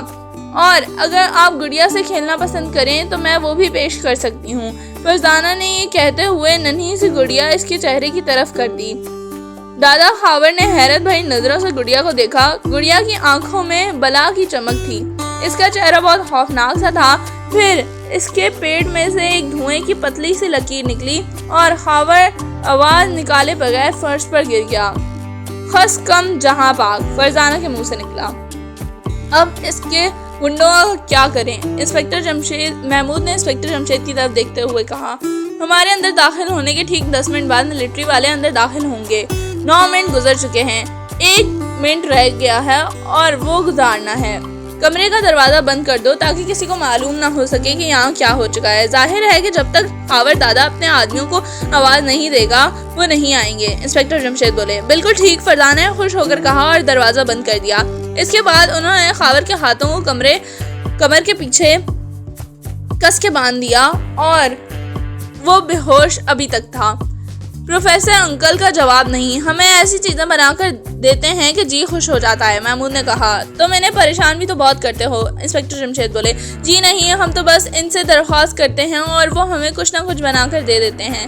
فرزانہ بولی۔ اسی وقت بھاری قدموں کی گرج ان کے کانوں میں آئی، معلوم ہوتا ہے ملٹری والے اندر داخل ہو گئے ہیں۔ فاروق نے چونک کر کہا ہاں وہ جلد یہاں پہنچ جائیں گے۔ ٹھیک 2 منٹ بعد دروازے پر دستک دی گئی اور ایک آواز ان کے کانوں سے ٹکرائی، انسپکٹر جمشید کیا آپ اس کمرے میں بند ہیں؟ ہاں ہم یہی موجود ہیں اور حالات ہمارے کنٹرول میں ہیں۔ بہت خوب، تو پھر دروازہ کھول دیجئے، ہم نے تمام بدماشوں کو گرفتار کر لیا ہے۔ انہوں نے دروازہ کھول دیا۔ ملٹری کے جوان اور کچھ پولیس والے وہاں کھڑے تھے۔ چند منٹ بعد یہ قافلہ ریسٹ ہاؤس کا رخ کر رہا تھا۔ محمود، فاروق اور فرزانہ کے ذہن میں برے طرح الجھے ہوئے تھے۔ اتنے حالات پیش آنے کے باوجود ابھی تک وہ یہ نہیں سمجھ پا رہے تھے کہ مجرم کون ہے۔ کیا خبردار نظام الدین ٹھیکیدار ریسٹ ہاؤس اور چوکیدار کم از کم یہ ضرور جانتے تھے کہ منصور رشید اور اس بورے کو خبردار نے ختم کیا ہے، لیکن کیوں؟ اس کا جواب بھی ان کے پاس نہیں تھا۔ وہ انہی خیالات میں گھرے ہوئے تھے کہ ریسٹ ہاؤس تک پہنچ گئے۔ انسپکٹر جمشید کی کہانی۔ ریسٹ ہاؤس کے ہال میں سب لوگ جمع تھے۔ آئی جی صاحب، ڈی آئی جی صاحب، ملٹری اور پولیس کے دوسرے افسر بھی موجود تھے۔ اسی وقت ملک کے صدر، وزیر اعظم، نائب صدر تک وہاں آ گئے تھے، کیونکہ معاملہ اتنا معمولی نہیں تھا، بہت بڑا تھا، اتنا بڑا کہ ملک کی سلامتی کا دار و مدار اسی پر تھا۔ سب لوگ کرسیوں پر بیٹھے تھے۔ یہاں وہ چوکیدار بھی موجود تھا جس سے محمود، فاروق اور فرزانہ کی جھپٹ ہوئی تھی۔ ٹھیکیدار بھی موجود تھا جس نے مرمت کے دوران خفیہ راستہ بنایا تھا۔ اس کے ساتھی بھی یہیں تھے۔ ریسٹ ہاؤس اور سرکاری عمارتوں کا انچارج ڈاکٹر خاور بھی تھا جس نے ٹھیکیدار کو مرمت کا ٹھیکہ دیا تھا، اور خاور دادا کے ہاتھوں میں ہتھکڑی نظر آ رہی تھی۔ وہ بری طرح پیچ و تاب حالت میں وہاں کھڑا تھا اور انسپکٹر جمشید کو کھا جانے والی نظروں سے دیکھ رہا تھا۔ انسپکٹر جمشید، خدا کے لیے کچھ کرنا ہے، جلدی کرو، فکر کے مارے ہماری بری حالت ہو رہی ہے۔ نائب صدر نے تنگا کر کہا فکر نہ کریں، جن لوگوں کو یہاں جمع کرنا چاہتا تھا وہ سب آ چکے ہیں۔ اب میں آپ کی خدمت میں پوری داستان بیان کروں گا۔ انہوں نے کہا لیکن ہمیں داستان نہیں، مہمان صدر کی ضرورت ہے۔ داستان تو ہم بعد میں بھی سنتے رہیں گے۔ آئی جی بولے بہت اچھا، آپ لوگ چند منٹ انتظار کریں۔ یہ کہہ کر وہ اٹھ کھڑے ہوئے۔ محمود، فاروق اور فرزانہ ان کے ساتھ اٹھنا چاہا لیکن انہوں نے ہاتھ کے اشارے سے انہیں روک دیا اور تیز تیز قدم اٹھاتے ہال سے باہر نکلے۔ سب لوگ حیران تھے کہ وہ آخر کرنا کیا چاہتے ہیں۔ وہ بےتابی سے ان کا انتظار کرنے لگے۔ ایک ایک لمحہ بھاری گزر رہا تھا۔ آخر خدا خدا کر کے انسپکٹر جمشید دوبارہ ہال میں داخل ہو گئے، لیکن وہ تو تنہا تھے، جبکہ ہال میں موجود اکثر لوگوں کا خیال یہ تھا کہ وہ مہمان صدر کو ساتھ لے کر لوٹیں گے۔ یہ کیا، تم تو خالی ہاتھ آئے ہو؟ آئی جی صاحب نے بےتاب ہو کر کہا جی ہاں، ٹھیک آدھ گھنٹے بعد مہمان صدر ہال کے کمرے میں داخل ہوں گے، ہمیں آدھ گھنٹے تک انتظار کرنا پڑے گا۔ یہ کیا بات ہوئی؟ جس حالت میں وہ مجھے ملے ہیں اس حالت میں سب کے سامنے نہیں آ سکتے۔ وہ نہا دھو کر اور اپنا لباس تبدیل کر کر آئیں گے۔ تو کیا تم اس دوران اپنی کہانی مکمل کرو گے؟ آئی جی صاحب نے پوچھا۔ جی نہیں، مہمان کی خواہش ہے کہ میں جو کچھ بھی کہوں ان کے سامنے کہوں۔ بہت خوب جمشید، کیا تم پوری ہوش و حواس میں یہ بات کہہ رہے ہو؟ مہمان صدر مل گئے ہیں؟ نائب صدر نے خوش ہو کر پوچھا۔ جی ہاں، اس میں کوئی شک نہیں۔ وہ تمہیں کہاں ملے؟ ایک آفیسر نے بےتاب ہو کر کہا۔ ابھی سب کے سامنے تفصیل سے سب کچھ بتاؤں گا، بے فکر رہیں۔ وہ باخیریت تو ہیں؟ ان کے جسم پر کوئی خراش تو نہیں آئی؟ نائب صدر نے فکر مند ہو کر پوچھا۔ ان کے سر کے پچھلے حصے میں چوٹ آئی ہے، لیکن فکر مند ہونے کی ضرورت نہیں ہے، چوٹ خطرناک نہیں ہے۔ میں سرکاری ڈاکٹر کو فون کر چکا ہوں اور وہ وہاں ان کے پاس پہنچ چکے ہوں گے۔ میرا خیال ہے وہ پٹی کرنے کے بعد ہی یہاں تشریف لائیں گے۔ خدایا تیرا شکر ہے، ہم بال بچ گئے۔ جمشید، تم نے بہت بڑا کارنامہ انجام دیا ہے، اگر تم نہ ہوتے تو نہ جانے ہم کہاں کہاں کی خاک چھٹتے پھرتے اور مہمان صدر کو بھی نہ پھر ڈھونڈ سکتے۔ آخر وہ تمہیں کہاں ملے؟ آئی جی صاحب بےتابی کے عالم میں ان سے یہ سوال بار بار کرنے لگے۔ میں نے عرض کیا ہے نا، ابھی تفصیل سے بتاؤں گا، ورنہ اس طرح لفظ نہیں آئے گا۔ تم میں سے یہ عادت بہت خراب ہے جمشید کہ مزے لے کر بات بتاتے ہو۔ آئی جی صاحب کے لہجے میں شکایت سے زیادہ پیار تھا۔ عادت سے مجبور ہوں جناب، انہوں نے بھی مسکرا کر کہا۔ خیر کوئی بات نہیں، اصل مرحلہ تو طے ہو چکا ہے۔ ان کے لہجے میں سکون تھا، اطمینان تھا۔ جی ہاں۔ پھر وہ ادھر ادھر کی باتیں کرنے لگے۔ وقت بہت سست رفتاری سے گزر رہا تھا۔ لوگ بار بار گھڑی کی طرف دیکھ رہے تھے۔ آخر خدا خدا کر کے ہال کے دروازے پر کھڑے ملٹری والے نے آواز لگائی، مہمان صدر تشریف لا رہے ہیں۔ سب کے سب سیدھے ہو کر بیٹھ گئے اور وہ پھر جو ہی اندر داخل ہوئے تو سب کے سب تعظیماً کھڑے ہو گئے۔ ان کے لیے ایک کرسی خالی چھوڑ دی گئی تھی، وہ اس پر آ کے بیٹھ گئے۔ سب کے بیٹھے ہی باقی تمام لوگ بھی بیٹھ گئے۔ فوراً ہی 2 ملٹری والے ان کے دائیں بائیں کھڑے ہو گئے۔ انہوں نے پستول نکال کر اپنے دائیں ہاتھوں میں لے لیے۔ کمرے میں موجود باقی ملٹری والے بھی چوکس ہو کر کھڑے ہو گئے۔ یہ سب انسپکٹر جمشید کی ہدایت کے مطابق ہو رہا تھا۔ اچانک انسپکٹر جمشید اپنی جگہ سے اٹھ کر کھڑے ہو گئے۔ ان کے منہ سے پہلا جملہ یہ نکلا، بہت ہوشیار رہنے کی ضرورت ہے، مجرم یہیں ہال میں موجود ہے۔ وہ سب چونک کر رہ گئے۔ چند لمحے تک سب سکتے کے عالم میں بیٹھے رہے۔ سب کے ذہن میں ایک ہی بات سوچ رہے تھے کہ آخر مجرم کون ہے۔ اس مرتبہ تو ابھی تک محمود فاروق اور فرزانہ بھی یہ اندازہ نہیں لگا سکے تھے۔ انہوں نے خیالی گھوڑے دوڑائے لیکن کچھ پتہ نہ چلا۔ سب کی نظریں انسپکٹر جمشید پر جمی ہوئی تھیں۔ آخر انہوں نے کہنا شروع کیا، دشمن ملک نے یہ پروگرام اسی وقت بنایا تھا جب ہمارے معزز مہمان صاحب صدر نے ہمارے ملک کا دورہ کرنے کا اعلان کیا تھا۔ فوراً ہی دوسرے ملک میں منصوبہ تیار کیا گیا اور پھر اس کی تفصیلات خفیہ الفاظ میں یہاں موجود اپنے ایک جاسوس کو بھیج دیں۔ اس جاسوس نے منصوبے کا انتہائی غور سے مطالعہ کیا اور پروگرام بنانے لگا۔ اس سب سے پہلے ریسٹ ہاؤس میں ایک خفیہ راستہ بنوانا تھا، لیکن اس کے لیے پہلے ریسٹ ہاؤس میں مرمت کا کام کرانا ضروری تھا۔ اسے یہ بات معلوم تھی کہ مہمان کے آنے سے پہلے ریسٹ ہاؤس مرمت ضروری کرایا جائے گا۔ اس کا خیال ٹھیک نکلا اور جب ڈاکٹر خاور نے مرمت کا ٹھیکہ دیا تو وہ خوش ہو گیا۔ اب اس کا کام کرنے کے وقت آ گیا تھا۔ اسی نے سب سے پہلے ٹھیکیدار سے خفیہ ملاقات کی۔ وہ اپنے پہرے کو میک اپ میں چھاپ کر آیا تھا۔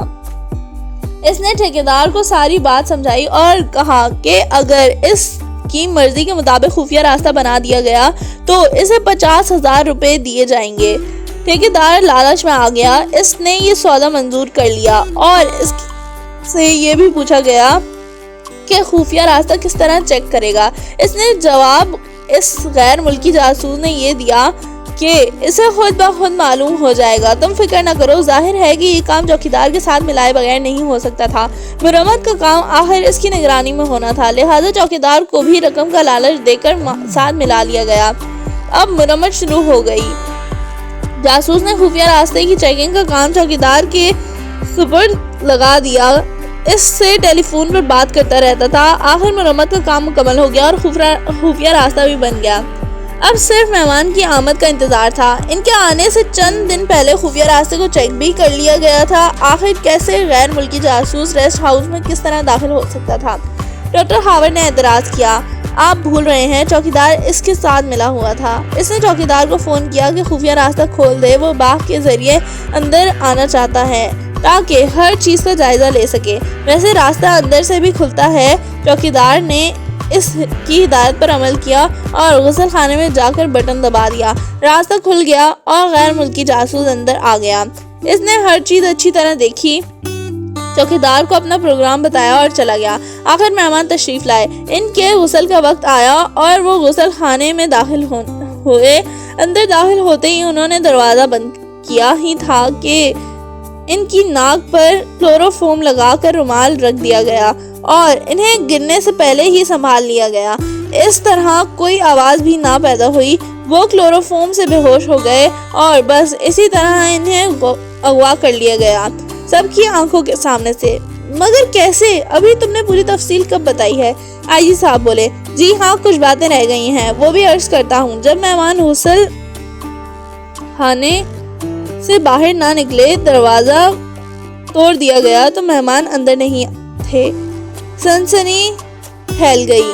مجھے یہاں بلایا گیا۔ میں نے محمود فاروق اور فرزانہ کو بھی یہاں پہنچنے کے لیے فون کر دیا۔ وہ گھر سے روانہ ہوئے۔ اتفاق سے انہیں پیدل ہی آنا پڑا۔ ٹیکسیاں تو سب باغ کی طرف گئی ہوئی تھیں۔ ریسٹ ہاؤس کے قریب انہیں 3 آدمی ملے جو ایک بوڑھے آدمی کو سہارا دیے لے جا رہے تھے۔ ان کے پوچھنے پر انہوں نے بتایا ایکسیڈنٹ ہو گیا تھا اور وہ بوڑھے کو ہسپتال لے جا رہے ہیں۔ ان 3 آدمیوں میں ایک آدمی منصور رشید تھا جو محمود، فاروق اور فرزانہ آگے نکل گئے تو انہیں خیال آیا وہ لوگ تو ہسپتال کی طرف جا ہی نہیں رہے تھے۔ وہ چونک اٹھے لیکن انہیں جلد از جلد ریسٹ ہاؤس پہنچنا تھا، اس لیے ان کے تعاقب میں نہ جا سکے۔ جب انہوں نے مجھے یہ واقعہ بتایا، ان تینوں کا حلیہ بتایا، تو میں حلیے کی مدد سے جان گیا کہ ان میں سے ایک منصور رشید تھا۔ وہ کئی بار کا صدا یافتہ تھا، میں اس کے ٹھکانے سے واقف بھی تھا۔ سیدھا اس کے پاس گیا، اس سے پہلے میں نے خفیہ راستہ تلاش کر چکا تھا۔ منصور رشید سے معلوم ہوا کہ انہیں اس کا کام پر خاور دادا نے لگایا ہے۔ خاور دادا نے انہیں بتایا تھا کہ ریسٹ ہاؤس کی پچھلی طرف درختوں کے جھنڈ میں شام کے وقت پہنچ جائیں۔ اس جھنڈ میں سے ایک بوڑھا نکلے گا، وہ تینوں اس بوڑھے کو سہارا دیتے ہوئے اس کے گھر لائیں گے۔ اگر کوئی پوچھے تو کہہ دیں کہ یہ حادثہ ہو گیا ہے۔ اس طرح میں خاور دادا تک پہنچا۔ اس نے بھی بتایا کہ ایک نامعلوم آدمی نے فون پر مجھے یہ کام کرنے کے لیے ہدایت دی تھی اور 5000 روپے دینے کا وعدہ کیا تھا، اور یہ کہ وہ نہیں جانتا اصل معاملہ کیا ہے۔ وہ واپس ریسٹ ہاؤس پہنچا تو پتہ چلا اس دوران یہاں فرزانہ، فاروق اور محمود نے بھی جو کچھ کام کر دکھایا تھا وہ چوکیدار تک پہنچ گئے تھے اور چوکیدار ان پر جھپٹ پڑا تھا۔ جب میں واپس آیا تو یہ اس کے کمرے میں تھے۔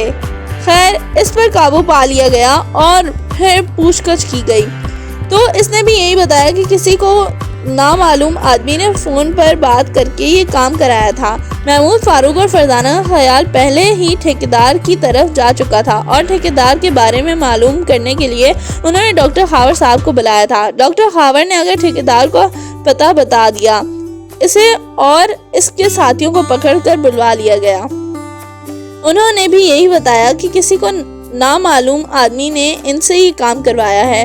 اب سوال یہ تھا کہ مہمان کہاں ہیں؟ خاور دادا کے گھر میں وہ بوڑھا موجود تھا اور میں اسے اچھی طرح دیکھ چکا تھا، وہ مہمان نہیں ہو سکتا تھا۔ بوڑھے کو ریسٹ ہاؤس کے پیچھے سے لے جانے والی بات بھی سمجھ نہیں آ رہی تھی۔ میں چکر پر چکر کھاتا جا رہا تھا۔ میں نے محمود، فاروق اور فرزانہ سے پورے وقت تفصیل سے سننے اور اچانک مجھے ایک خیال آیا۔ اس خیال کی تصدیق کرنا ضروری تھا۔ میں اس بار پھر باہر گیا اور باہر سے واپس آیا تو مجھے یہ معلوم ہو چکا تھا کہ مجرم کون ہے۔ یہ کہہ کر وہ رک گئے۔ ان کے چہرے پر ایک اسرار سی مسکراہٹ تھی۔ عجیب حکم۔ وہ سب حیرت زدہ رہ گئے۔ آخر وہ کیا بات تھی جو انہیں باہر معلوم ہوئی تھی اور جس کے بعد انہیں یہ معلوم ہو گیا تھا کہ مجرم کون ہے؟ بہت خوب، اب ذرا جلدی سے بتا دو کہ وہ کون ہے، ہماری بے چینی میں اضافہ ہو رہا ہے۔ آئی جی صاحب بولے۔ جی ہاں، اب میں اسی طرف آ رہا ہوں، لیکن سب سے پہلے تمہیں یہ بتانا چاہیے کہ مہمان صدر کو کہاں رکھا گیا تھا، تم نے انہیں کہاں پایا؟ وزیر اعظم نے پہلی مرتبہ گفتگو میں دخل دی۔ جی بہت بہتر، اگر آپ یہ چاہتے ہیں کہ پہلے یہی بیان کیے دیتا ہوں، انہوں نے کہا، پھر ایک نظر سب پر ڈالی اور چونک اٹھے۔ اچانک وہ محمود، فاروق اور فرزانہ کی طرف مڑے۔ تم تینوں ہال کے باہر سے وہ چیز لے آؤ جس کی میں نے تمہیں ہدایت کر رکھی ہے۔ محمود، فاروق اور فرزانہ چونکے رہ گئے۔ انہوں نے تو کسی چیز کے بارے میں بھی ہدایت نہیں کر رکھی تھی، لیکن وہ اپنے والد کو نجومی جانتے تھے، اس لیے فوراً ہی اٹھ کھڑے ہوئے اور باہر نکل گئے۔ دراصل انسپکٹر جمشید نے کہنا شروع کیا، غسل خانے میں کام بہت سوچ سمجھ کر کیا گیا۔ پروگرام پہلے ہی طے تھا کہ جب مہمان غسل خانے سے برآمد نہیں ہوں گے تو ظاہر ہے کہ مجھے یہاں بلایا جائے گا اور میں بچوں کو بھی یہاں بلواؤں گا۔ ٹیکسی رکشہ ملنے کا امکان پہلے ہی کم تھا، اس لیے لازمی تھا کہ محمود، فاروق اور فرزانہ پیدل آتے۔ چنانچہ وقت کا اندازہ پہلے ہی لگایا گیا اور ریسٹ ہاؤس کے پیچھے سے منصور رشید اور اس کے 2 ساتھی بوڑھے کو لے کر چل پڑے۔ مقصد صرف یہ تھا کہ محمود، فاروق اسے دیکھ لیں اور اس لیے ہم یہ سمجھ رہیں کہ دراصل وہ بوڑھا ہی مہمان تھا اور یہ کہ اسے ریسٹ ہاؤس کے پچھلے حصے سے کسی طرح لے جایا گیا ہے۔ ظاہر ہے کہ غسل خانے میں خفیہ راستے کا خیال فوری ہی ذہن میں آتا ہے، اس لیے غسل خانے میں سیاہ رنگ کا ایک بٹن سفید ٹائلوں پر بنایا گیا تھا جس سے دروازہ کھلتا تھا۔ ظاہر ہے کہ یہ بٹن آسانی سے تلاش کر لیا گیا اور راستہ بھی مل گیا، مگر اس راستے کے ملنے کے باوجود مہمان نہ مل سکے، اور یہی مجرم چاہتا تھا کہ ہم چکر پر چکر کھاتے رہیں، ہماری عقلیں خبت ہو جائیں، ہمیں کچھ سمجھ نہ آئے۔ دراصل کام بہت چلاکی سے لیا گیا۔ تم کیا کہنا چاہتے ہو؟ ڈی آئی جی صاحب کے لہجے میں حیرت تھی۔ میں یہ کہنا چاہتا ہوں کہ جو خفیہ راستہ ہم نے تلاش کیا، مہمان کو اس راستے سے نہیں لے جایا گیا۔ انہوں نے مسکرا کر کہا۔ کیا مطلب؟ کئی آوازیں ابھریں۔ جی ہاں، یہی وہ چکر تھا جو مجرم نے ہمیں دیا تھا۔ مہمان تو دراصل شروع سے لے کر آخر تک ریسٹ ہاؤس میں ہی رہے، انہیں تو باہر لے جایا ہی نہیں گیا۔ میں کیا یہ بات کیا ہوئی ہے؟ مختلف لوگوں کی حیرت میں ڈوبی ہوئی آوازیں گونج اٹھیں۔ یہ تم کیا کہہ رہے ہو جمشید؟ مہمان سب کے سامنے غسل خانے میں گئے تھے، اور جب غسل خانے کا دروازہ توڑا گیا تو یہ اندر سے نہیں ملے۔ اس کا تو صاف مطلب یہ ہے کہ انہیں خفیہ راستے سے باہر لے جایا گیا تھا۔ نائب صدر نے حیران ہو کر کہا۔ جی نہیں، یہ نہیں ہوا، اور یہی مجرم کی کامیابی تھی۔ وہ سب کو دھوکے میں رکھنے میں کامیاب ہو گیا۔ ہم سب یہی سمجھتے رہے کہ مہمان کو اغوا کر کے باہر لے جایا جا چکا ہے، جبکہ ایسا نہیں تھا۔ تو پھر آخر کیا ہوا؟ دراصل غسل خانے میں خفیہ راستہ نہیں، 2 راستے بنائے گئے تھے۔ کیا؟ وہ چلا اٹھے۔ سب کی آنکھیں پھٹی کی پھٹی رہ گئیں۔ ہال سے باہر آ کر وہ تینوں برآمدے میں کھڑے ہو گئے۔ بات سمجھ میں نہیں آئی، آخر ابا جان نے ہمیں باہر کیوں بھیجا ہے؟ محمود نے الجھے ہوئے لہجے میں کہا۔ تاکہ ہم کہانی کا باقی حصہ نہ سن سکیں۔ فاروق نے منہ بنا کر کہا۔ نہیں، میرا خیال ہے کہ انہوں نے کسی خطرے کو بھانپ لیا ہے، اور اس خیال سے ہمیں باہر بھیج دیا گیا ہے کہ ہم اس خطرے کا مقابلہ کرنے کے لیے تیار ہو جائیں۔ فرزانہ نے کہا۔ لیکن وہ خطرہ کیا ہے؟ فاروق نے سوال کیا۔ ظاہر ہے کہ مجرم ہال میں ہی موجود ہے، وہ ضرور کوئی چال چلے گا۔ محمود نے کہا۔ تو پھر اب ہم کیا کریں؟ ہمیں تو یہ بھی نہیں معلوم کہ مجرم دراصل کون ہے۔ فاروق نے کہا۔ ابا جان نے کچھ سوچ کر ہی ہمیں باہر بھیجا ہے۔ کیا سوچ کر باہر بھیجا ہے؟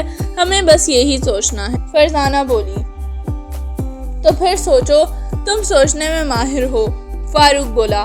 ہمیں ہال کے ارد گرد کا جائزہ لینا چاہیے، آؤ۔ انہوں نے ہال میں کا ایک چکر لگایا۔ ہال میں کھلنے والے روشن دان انہیں کہیں بھی نظر نہ آئے۔ اس کا مطلب ہے روشن دان چھت پر ہیں۔ ہاں، آؤ چھت پر چل کر دیکھیں۔ انہوں نے ہال کے دروازے پر کھڑے ملٹری کو جوانوں کو اشارے میں بتایا کہ وہ اوپر جا رہے ہیں، اور یہ کہ ان کے بارے میں کسی کو نہ بتائیں۔ فوجیوں نے مسکرا کر سر کے اشارے میں جواب دیا کہ وہ ان کا مطلب سمجھ گئے ہیں۔ اوپر پہنچ کر انہوں نے دیکھا ہال کی دیواریں چھت سے بھی اوپر نکل گئی تھیں، اور چھت سے کوئی 2 فٹ اوپر ان دیواروں میں روشن دان بنے تھے۔ انہوں نے ایک روشن دان میں جھانک کر نیچے دیکھا تو وہ سب لوگ نظر آئے۔ ہم یہاں سے ہال میں ہونے والی گفتگو سن سکتے ہیں، محمود نے کہا۔ لیکن ہم صرف گفتگو سننے کے لیے باہر نہیں بھیجے گئے، فرزانہ خبردار کرنے والے انداز میں کہا۔ ہاں ٹھہرو، میری سمجھ میں ایک بات آئی ہے، اچانک محمود نے خوش ہو کر کہا۔ چلو ٹھہر گئے، فرزانہ بھی مسکرائی۔ ٹھہرنے کے لیے چلنے کی کیا ضرورت ہے؟ فاروق سے رہا نہ گیا۔ یہ مذاق کا وقت نہیں۔ محمود نے اسے جھڑک دیا اور پھر جھک کر اس کے کان میں کچھ کہنے لگا۔ فرزانہ نے بھی اپنا کان اس کے منہ کے قریب کر دیا۔ دوسرے ہی لمحے فاروق دبے پاؤں سیڑھیاں اترتا نیچے جا رہا تھا۔ مجرم کا کہکا۔ جی، دوسرا راستہ ایک لٹو گھمانے سے کھلتا ہے۔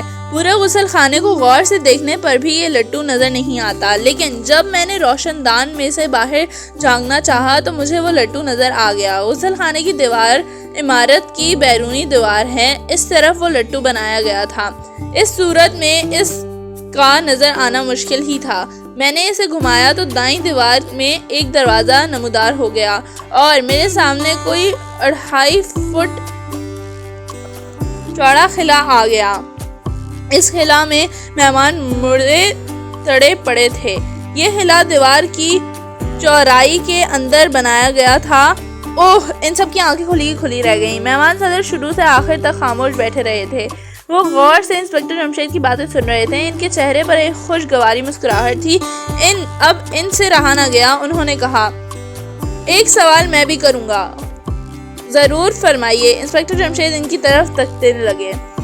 اس سارے پروگرام پر عمل کرنے کے لیے ضروری تھا کہ غسل خانے میں ایک آدمی پہلے سے موجود ہوتا۔ ظاہر ہے کہ وہ ریسٹ ہاؤس کا کوئی آدمی نہیں ہو سکتا۔ اس نے بالکل درست اندازہ لگایا تھا۔ ایک آدمی غسل خانے میں پہلے ہی پہنچا دیا گیا تھا۔ اس نے اب کے منہ پر کلوروفارم کا رومال رکھا تھا اور دوسرا خفیہ دروازہ کھول کر آپ کو اس میں لٹکا کر لٹو الٹا گھما دیا۔ اس طرح وہ دروازہ غائب ہو گیا۔ اور وہ خود کہاں گیا؟ وہ تھا کون؟ آئی جی صاحب نے پوچھا۔ وہ وہی بوڑھا تھا جسے 3 آدمی سہارا دے کر لے جا رہے تھے۔ مہمان کو خفیہ خانے میں بند کرنے کے بعد اس نے پہلے راستے کا بٹن دبا دیا اور نکل گیا۔ دوسری طرف جا کر اس نے راستہ بند کر دیا۔ وہ درختوں کے جھنڈ میں نکلا تو وہاں منصور رشید اور اس کے 2 ساتھی موجود تھے۔ انہوں نے اسے ادھر ادھر سے سنبھال لیا تاکہ ایکسیڈنٹ کا بہانہ بنا سکیں اور محمود اور فاروق اور فرزانہ اسے دیکھ سکیں۔ اف خدا، کس قدر کامیاب منصوبہ تھا، کسی نے کہا۔ اب صرف اتنی بات رہ گئی ہے کہ وہ غیر ملکی جاسوس کون ہے؟ آئی جی صاحب نے پوچھا۔ جی ہاں، میں یہ بھی بتاؤں گا، یا یہ تو پہلے ہی بتا چکا ہوں کہ اس کمرے میں موجود ہے۔ بہت خوب، ہم اسے دیکھنے کے لیے بے چین ہیں۔ اس سے پہلے ایک کام اور کرنا ہوگا، اور یہ کہ ملٹری کے مسلح جوان اپنے اپنے پستول ہاتھوں میں لے کر وہاں موجود تمام لوگوں کے پیچھے کھڑے ہو جائیں۔ کوئی ذرا بھی حرکت کرنے کی کوشش کرے اسے فوراً گولی مار دی جائے۔ انسپکٹر جمشید کا یہ اعلان بہت سنسنی خیز تھا۔ سب دھک سے رہ گئے۔ ہال میں موجود 2 ملٹری کے جوانوں نے فوراً حکم کی تعمیل کی۔ وہ ہر ایک کے پیچھے کھڑے ہو گئے۔ انہوں نے پستول نکال کر اپنے ہاتھوں میں لے لیے۔ سب سے پہلی بات تو یہ کہ چوکیدار، جسے ہم صرف چوکیدار سمجھتے رہے ہیں، اس غیر ملکی جاسوس کا باقاعدہ ساتھی ہے، اور دراصل یہ خود بھی ہمارے دشمن ملک کا جاسوس ہی ہے۔ کیا؟ کئی آوازیں اٹھیں۔ جی ہاں، انسپکٹر جمشید مسکرائے۔ لیکن یہ کیسے ہو سکتا ہے؟ کیا یہ صرف ایک اتفاق ہے؟ جی نہیں، اتفاق نہیں۔ ڈاکٹر ہاورڈ چونگ کا ریسٹ ہاؤس اور دوسرے سرکاری عمارات کے انچارج ہیں، اس لیے ان کے لیے یہ کام کیا مشکل ہے کہ یہ اپنی مرضی کے آدمیوں کو ایسی جگہوں پر ملازم رکھیں کہ ضرورت پڑنے پر ان سے کام بھی لے سکیں۔ انسپکٹر جمشید بولے۔ کیا ہال میں موجود زیادہ تر آدمی اپنی جگہوں پر اچھل پڑے؟ یہ جھوٹ ہے، غلط ہے، بلا وجہ مجھے پھانسنے کی سازش ہے۔ ڈاکٹر ہاورڈ چلا اٹھا۔ آپ کیسے کہہ سکتے ہیں کہ یہ غلط ہے؟ انسپکٹر جمشید مسکرائے۔ اور آپ کے پاس کیا ثبوت ہے کہ میں غیر ملکی جاسوس ہوں؟ مجھے تو اس ملک میں رہتے ہوئے پورے 50 سال ہو گئے ہیں۔ میں ہجرت کر کے یہاں آیا تھا۔ ہجرت کر کے آنا اس بات کا ثبوت ہرگز نہیں ہے کہ آپ غیر ملکی جاسوس نہیں ہیں۔ انسپکٹر جمشید مسکرائے۔ میرا ریکارڈ بلا خطہ فرمائیے۔ میں نے ملازمت کے دوران آج تک کوئی بے قاعدگی نہیں کی، وہ اس لیے کہ کوئی آپ پر شک نہ کر سکے۔ انسپکٹر جمشید بولے۔ جمشید، بات کو تول نہ دو، ضرور تمہارے پاس ان کے خلاف کوئی ثبوت تو ہوگا۔ جی ہاں، ثبوت کے بغیر تو میں کسی کو مجرم بتا ہی نہیں سکتا۔ بس تو پھر ثبوت پیش کرو۔ ڈاکٹر ہاورڈ، میں آپ سے ایک سوال کرتا ہوں۔ انسپکٹر جمشید بولے۔ فرمائیے، اس نے طنزیہ لہجے میں بولا۔ جب آپ کو یہاں بلوایا گیا اور ساری بات آپ کو بتائی گئی اور آپ نے ٹھیکیدار کے متعلق بتایا تو آپ کو ریسٹ ہاؤس میں ہی ٹھہرنے کے لیے کہا گیا تھا، کیا یہ بات ٹھیک ہے؟ انہوں نے پوچھا۔ ہاں، یہ ٹھیک ہے، اس نے بے فکری سے کہا۔ اور آپ نے اس کے جواب میں کہا تھا کہ آپ فون پر اپنے گھر والوں کو اطلاع کر دینا چاہتے ہیں۔ میرے بچے آپ کو فون والے کمرے تک چھوڑنے بھی گئے تھے اور آپ نے ان کے سامنے ہی نمبر ڈائل کرنے شروع کیے۔ انسپکٹر جمشید کہتے چلے گئے۔ ہاں تو پھر کیا میں اس سے مجرم ثابت ہو جاتا ہوں؟ اس نے مذاق اڑانے والے لہجے میں کہا۔ ہاں، میرے ملک کے دشمن، صرف اتنی سی بات سے تم مجرم ثابت ہوتے ہو۔ انسپکٹر جمشید بولے۔ وہ کیسے؟ ذرا میں بھی تو سنوں۔ اس نے ہنس کر کہا۔ وہ ایسے کہ تم نے اپنے گھر فون نہیں کیا تھا۔ انسپکٹر جمشید نے اچانک کہا۔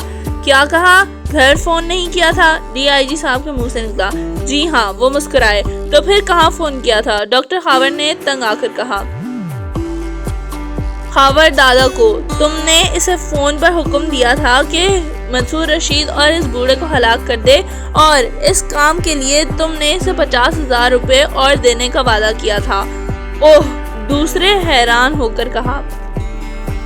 اب کہو یہ ثبوت کافی ہے یا کچھ اور پیش کروں؟ تم عدالت میں کیسے ثابت کرو گے کہ میں نے اپنے گھر فون نہیں کیا تھا بلکہ خاور دادا کو کیا تھا؟ اس نے پوچھا۔ تمہارے گھر والوں کا بیان ہے کہ تمہارا کوئی فون نہیں ملا، میں یہاں سے سیدھا تمہارے گھر گیا تھا۔ انسپکٹر جمشید نے مسکرا کر کہا، پھر بولے، اب یہ نہ پوچھنا کہ مجھے تمہارے گھر کا پتہ کس طرح معلوم ہوا، یہ کوئی مشکل کام نہیں، تمہارے دفتر سے فوراً معلوم ہو گیا تھا۔ میرے گھر والوں سے تم نے اپنی مرضی کا بیان لے لیا ہوگا، عدالت میں اس کی کوئی اہمیت نہیں، اس نے اکڑ کر کہا۔ بہت خوب، لیکن تم نے یہ تو سنا ہی نہیں کہ میں نے تمہارے گھر والوں کو کیا بتایا تھا۔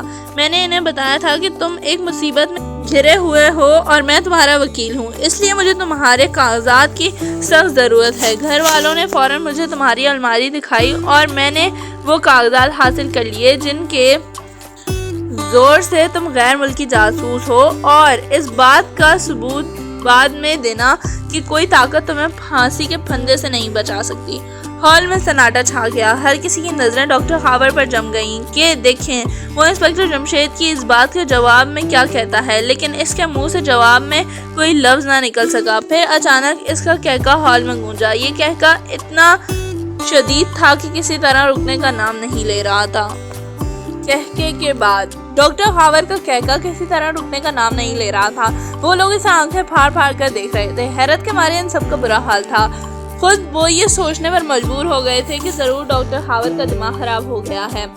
اس کے کہکے کے رکنے کا انتظار کر رہے تھے، لیکن جو ہی کہکا رکا اس کی آواز ہال میں گونجی، انسپکٹر جمشید تم ہار گئے، میں جیت گیا، میرا ملک جیت گیا۔ کیا مطلب؟ کئی آوازیں ابھری۔ میرے ملک کے لوگ بہت چالاک ہیں، بہت ہوشیار ہیں، وہ جانتے تھے کہ ڈاکٹر خاور پر کبھی ایسا وقت بھی آ سکتا ہے، انہوں نے اس کا توڑ ہی کر لیا تھا۔ تمہارا ملک ظاہر ہے کہ مجھے پھانسی کی سزا دے گا، پھر کیوں نہ میں تم سب کو ساتھ لے کر مروں۔ کیا مطلب؟ انسپکٹر جمشید بری طرح چونکے۔ مطلب یہ کہ تم میری کلائی پر بندھی اس گھڑی کو دیکھ رہے ہو نا؟ ریسٹ ہاؤس میں جب مجھے بلایا گیا تو میں نے احتیاطاً اسے اپنی کلائی پر باندھ لیا تھا۔ تم کیا کہنا چاہتے ہو؟ انہوں نے چونک کر پوچھا۔ مطلب یہ ہے کہ یہ گھڑی نہیں ہے، میرے ملک کے ذہین سائنسدانوں کا بنایا ہوا ایک بم ہے، ایک ایسا بم کہ میں اس کی چابی کو باہر کھینچ لوں تو یہ پوری عمارت ملبے کا ڈھیر بن جائے۔ میرا دایاں ہاتھ چابی پر ہے، ایک ہلکا سا اشارہ چابی کو باہر کھینچنے کے لیے کافی ہوگا۔ اب حکم دو میرے سر پر کھڑے اس فوجی کو کہ وہ مجھے گولی مار دے، اس سے پہلے کہ یہ مجھے گولی مارے گا میں چابی کو کھینچ دوں گا۔ وہ سب ساکت رہ گئے، کسی کے وہم و گمان میں بھی یہ بات نہیں تھی کہ حالات اس طرح بھی پلٹا کھا سکتے ہیں۔ انہوں نے سنا ڈاکٹر خاور کہہ رہا تھا، سب لوگ اپنے اپنے پستول یا دوسرے ہتھیار درمیانی میز پر رکھ دو، اگر میرا حکم نہ مانا گیا تو میں چابی کھینچ دوں گا۔ تم ہمیں بیوقوف نہیں بنا سکتے، یہ گھڑی ہی ہے اور کچھ نہیں۔ انسپکٹر جمشید نے ٹٹولنے والی نظروں سے اسے گھورتے ہوئے کہا، بہت اچھا، مجھے تو ایسا بھی مرنا ہے، میں چابی کھینچ دیتا ہوں۔ اس نے کہا، ٹھہرو، ہم ہتھیار ڈال رہے ہیں، انسپکٹر جمشید بلند آواز میں بولے۔ پھر انہوں نے سب سے پہلے اپنا پستول نکال کر قالین پر پھینک دیا۔ ان کی دیکھا دیکھی میں دوسروں نے بھی یہی کیا۔ دروازے پر کھڑے فوجیوں کو بھی اندر بلایا گیا۔ بہت خوب، اب تم ان سب کو باندھ دو، اس نے چوکیدار، ٹھیکیدار اور اس کے ساتھیوں سے کہا۔ بہت بہتر، وہ آگے بڑھے، سب لوگ ہتھیار اوپر اٹھا دو۔ انہوں نے مجبوراً ہاتھ اوپر اٹھا دیے۔ ڈاکٹر خاور کے ساتھیوں نے جلدی جلدی دوسروں کو باندھنا شروع کیا۔ ڈاکٹر خاور کا ہاتھ بدستور اپنی جگہ پر تھا۔ انسپکٹر جمشید کی نظریں بدستور اس چابی پر تھیں۔ تم کیا کرنا چاہتے ہو؟ آخر انہوں نے پوچھا۔ تم سب کو باندھ کر یہاں سے نکل جائیں گے اور پھر تم ہمیں گرفتار نہ کر سکو گے، اور ہاں، جاتے ہوئے مہمان صدر کو بھی گولی مارتے جائیں گے، اس نے کہا۔ لیکن تم فرار ہو کے جاؤ گے کہاں؟ انسپکٹر جمشید ہنسے۔ آخر گرفتار ہو کر لے جاؤ گے؟ ہمیں گرفتار کرنا بہت مشکل ہے، ہمارے ملک کے کچھ اور جاسوس بھی یہاں موجود ہیں، ہم سیدھے ان کے ہاں جا کر پناہ لیں گے اور پھر اپنی حکومت سے رابطہ قائم کریں گے، وہ خود ہی کوئی بندوبست کر لیں گے۔ بہت خوب، پروگرام تو بہت اچھا ہے، انسپکٹر جمشید نے اس کی تعریف کی۔ وہ دراصل اسے باتوں میں لگانا چاہتے تھے۔ شکریہ۔ جلد ہی ان سب کو باندھ لیا گیا، صرف مہمان صدر کو نہیں باندھا گیا۔ انہیں باندھنے کی ضرورت نہیں تھی، یہ بیچارے تو اسے اگلے جہاں میں چلے جائیں گے، ڈاکٹر ہاورڈ نے کہا۔ جب سب بند گئے تو ڈاکٹر ہاورڈ نے بم کی چابی پر سے ہاتھ ہٹا لیا اور یہی اس کی سب سے بڑی غلطی تھی۔ فوراً ہی ایک فائر ہوا، ڈاکٹر ہاورڈ کے منہ سے ایک زوردار چیخ نکلی اور وہ اندھے منہ قالین پر گر پڑا۔ ساتھ ہی روشن دان سے محمود کی آواز سنائی دی، خبردار باقی لوگ ہتھیار اوپر اٹھا دیں ورنہ ان کا بھی وہی حشر ہوگا جو ڈاکٹر ہاورڈ کا ہوا ہے۔ ان کے ہاتھ اوپر اٹھ گئے، کسے معلوم کہ کایا اس طرح بھی پلٹ سکتی ہے۔ صدر کا تحفہ، فاروق، فرزانہ جلدی نیچے اترو اور سب لوگوں کی رسیاں کھول دو۔ محمود کی آواز ان کے کانوں سے ٹکرائی، فوراً ہی دونوں نیچے اتر آئے اور جلدی جلدی رسیاں کھولنے لگے۔ انسپکٹر جمشید نے آگے بڑھ کر سب سے پہلے ڈاکٹر ہاورڈ کی کلائی سے گھڑی نما بم اتار لیا اور پستول اٹھا کر ان لوگوں پر تان دیا۔ پھر محمود سے بولے، اب تم نیچے آ سکتے ہو محمود، میں نے تمہیں اسی لیے ہال سے باہر بھیج دیا تھا، میں جانتا تھا کہ دشمن ضرور کوئی نہ کوئی بندوبست کر کے آیا ہوگا، اگر تم ہال میں ہی رہتے تو اس وقت نقشہ اور ہوتا۔ خدا کا شکر ہے میں نے تمہیں وقت پر باہر بھیج دیا، مگر تم نے پستول کہاں سے لیا؟ ہال کے دروازے پر کھڑے فوجیوں سے۔ ہم بھی یہ سمجھ گئے تھے کہ معاملہ خطرناک ہے، اس لیے ہمیں باہر بھیجا گیا تھا اور ہمارا خیال درست ہی نکلا۔ مہمان صدر تینوں بچوں کو اس طرح دیکھ رہے تھے جیسے وہ کسی دور ہی دنیا کی مخلوق ہوں۔ آخر ان سے رہا نہ گیا، بولے، یہ بچے کون ہیں؟ کیا آپ کے محکمہ سراغ ثانی میں اتنی عمر کے بچے بھی کام کرتے ہیں؟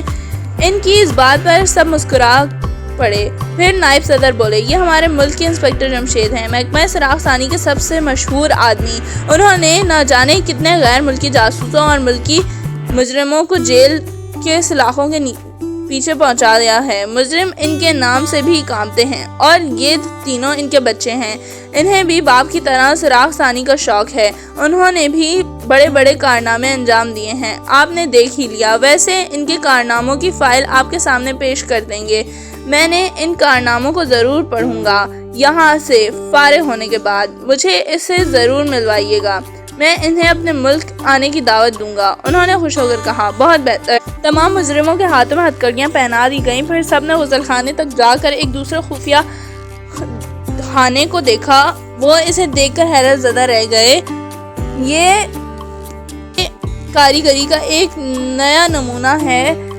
ریسٹ ہاؤس سے جب انسپکٹر جمشید اور تینوں بچے رخصت ہونے لگے تو مہمان صدر نے انہیں نہایت گرم جوشی سے ہاتھ ملایا اور بولے، میں آپ چاروں کو ہمیشہ یاد رکھوں گا، کل پرسوں میری اور آپ کی ایک ملاقات اور بھی ہوگی، اس ملاقات میں آپ کو اپنے ملک آنے کی باقاعدہ دعوت دوں گا۔ شکریہ جناب، انسپکٹر جمشید نے مسکرا کر کہا، اور اس دن میں بچوں کو چند تحائف بھی پیش کروں گا۔ اس کی کیا ضرورت ہے جناب؟ محمود نے با اخلاق لہجے میں کہا۔ نہیں، اس کی ضرورت ہے، انہوں نے کہا اور تینوں کے گلوں پر تھپکی دی۔ اس کے بعد وہ ریسٹ ہاؤس سے نکل گئے۔ دوسرے دن ریڈیو پر اعلان کیا جا رہا تھا کہ مہمان صدر کی طبیعت اب بالکل ٹھیک ہے اور آج شام وہ شہروں کی طرف سے دی جانے والی دعوت میں شرکت کریں گے۔ یہ خبر سارے شہر چھاپ لی گئی کہ مہمان صدر کو اغوا کر لیا گیا تھا، اس لیے انسپکٹر جمشید، محمود، فاروق اور فرزانہ کا یہ کارنامہ اخبارات میں نہ آ سکا، لیکن سرکاری فائلوں میں ضرور محفوظ کر دیا گیا۔ اور پھر مہمان صدر نے ملک سے رخصت ہونے سے پہلے ان سے ایک الگ کمرے میں ملاقات کی، یہاں انہیں نے محمود، فاروق اور فرزانہ کو بہت سے تحفے دیے، انہوں نے نیا پستول بھی دیا انہیں اور یہ بھی بتایا کہ اس سے باقاعدہ فائر بھی کیا جا سکتا ہے۔ اب یہ دوسری بات ہے کہ ان سے نکلنے والی گولی کسی کو موت کے گھاٹ نہیں اتار سکتی، البتہ بے ہوش ضرور کر دیتی ہے۔ وہ اسے عجیب و غریب تحفے کو پا کر بہت خوش ہوئے۔ ان کے ساتھ پستولوں میں بھری جانے والی گولیوں کے 3 ڈبے بھی تھے۔ مہمان صدر نے بتایا کہ یہ پستول ان کے ملک کے سائنس دانوں نے بنائی ہے اور یہ عام آدمیوں کے لیے نہیں ہے، صرف صدر اور وزراء کے بچوں کے لیے بنائے ہیں۔ تیسرے دن مہمان صدر ملک سے رخصت ہو رہے تھے تو وہ ایئرپورٹ پر کھڑے ہاتھ ہلا ہلا کر انہیں الوداع کر رہے تھے۔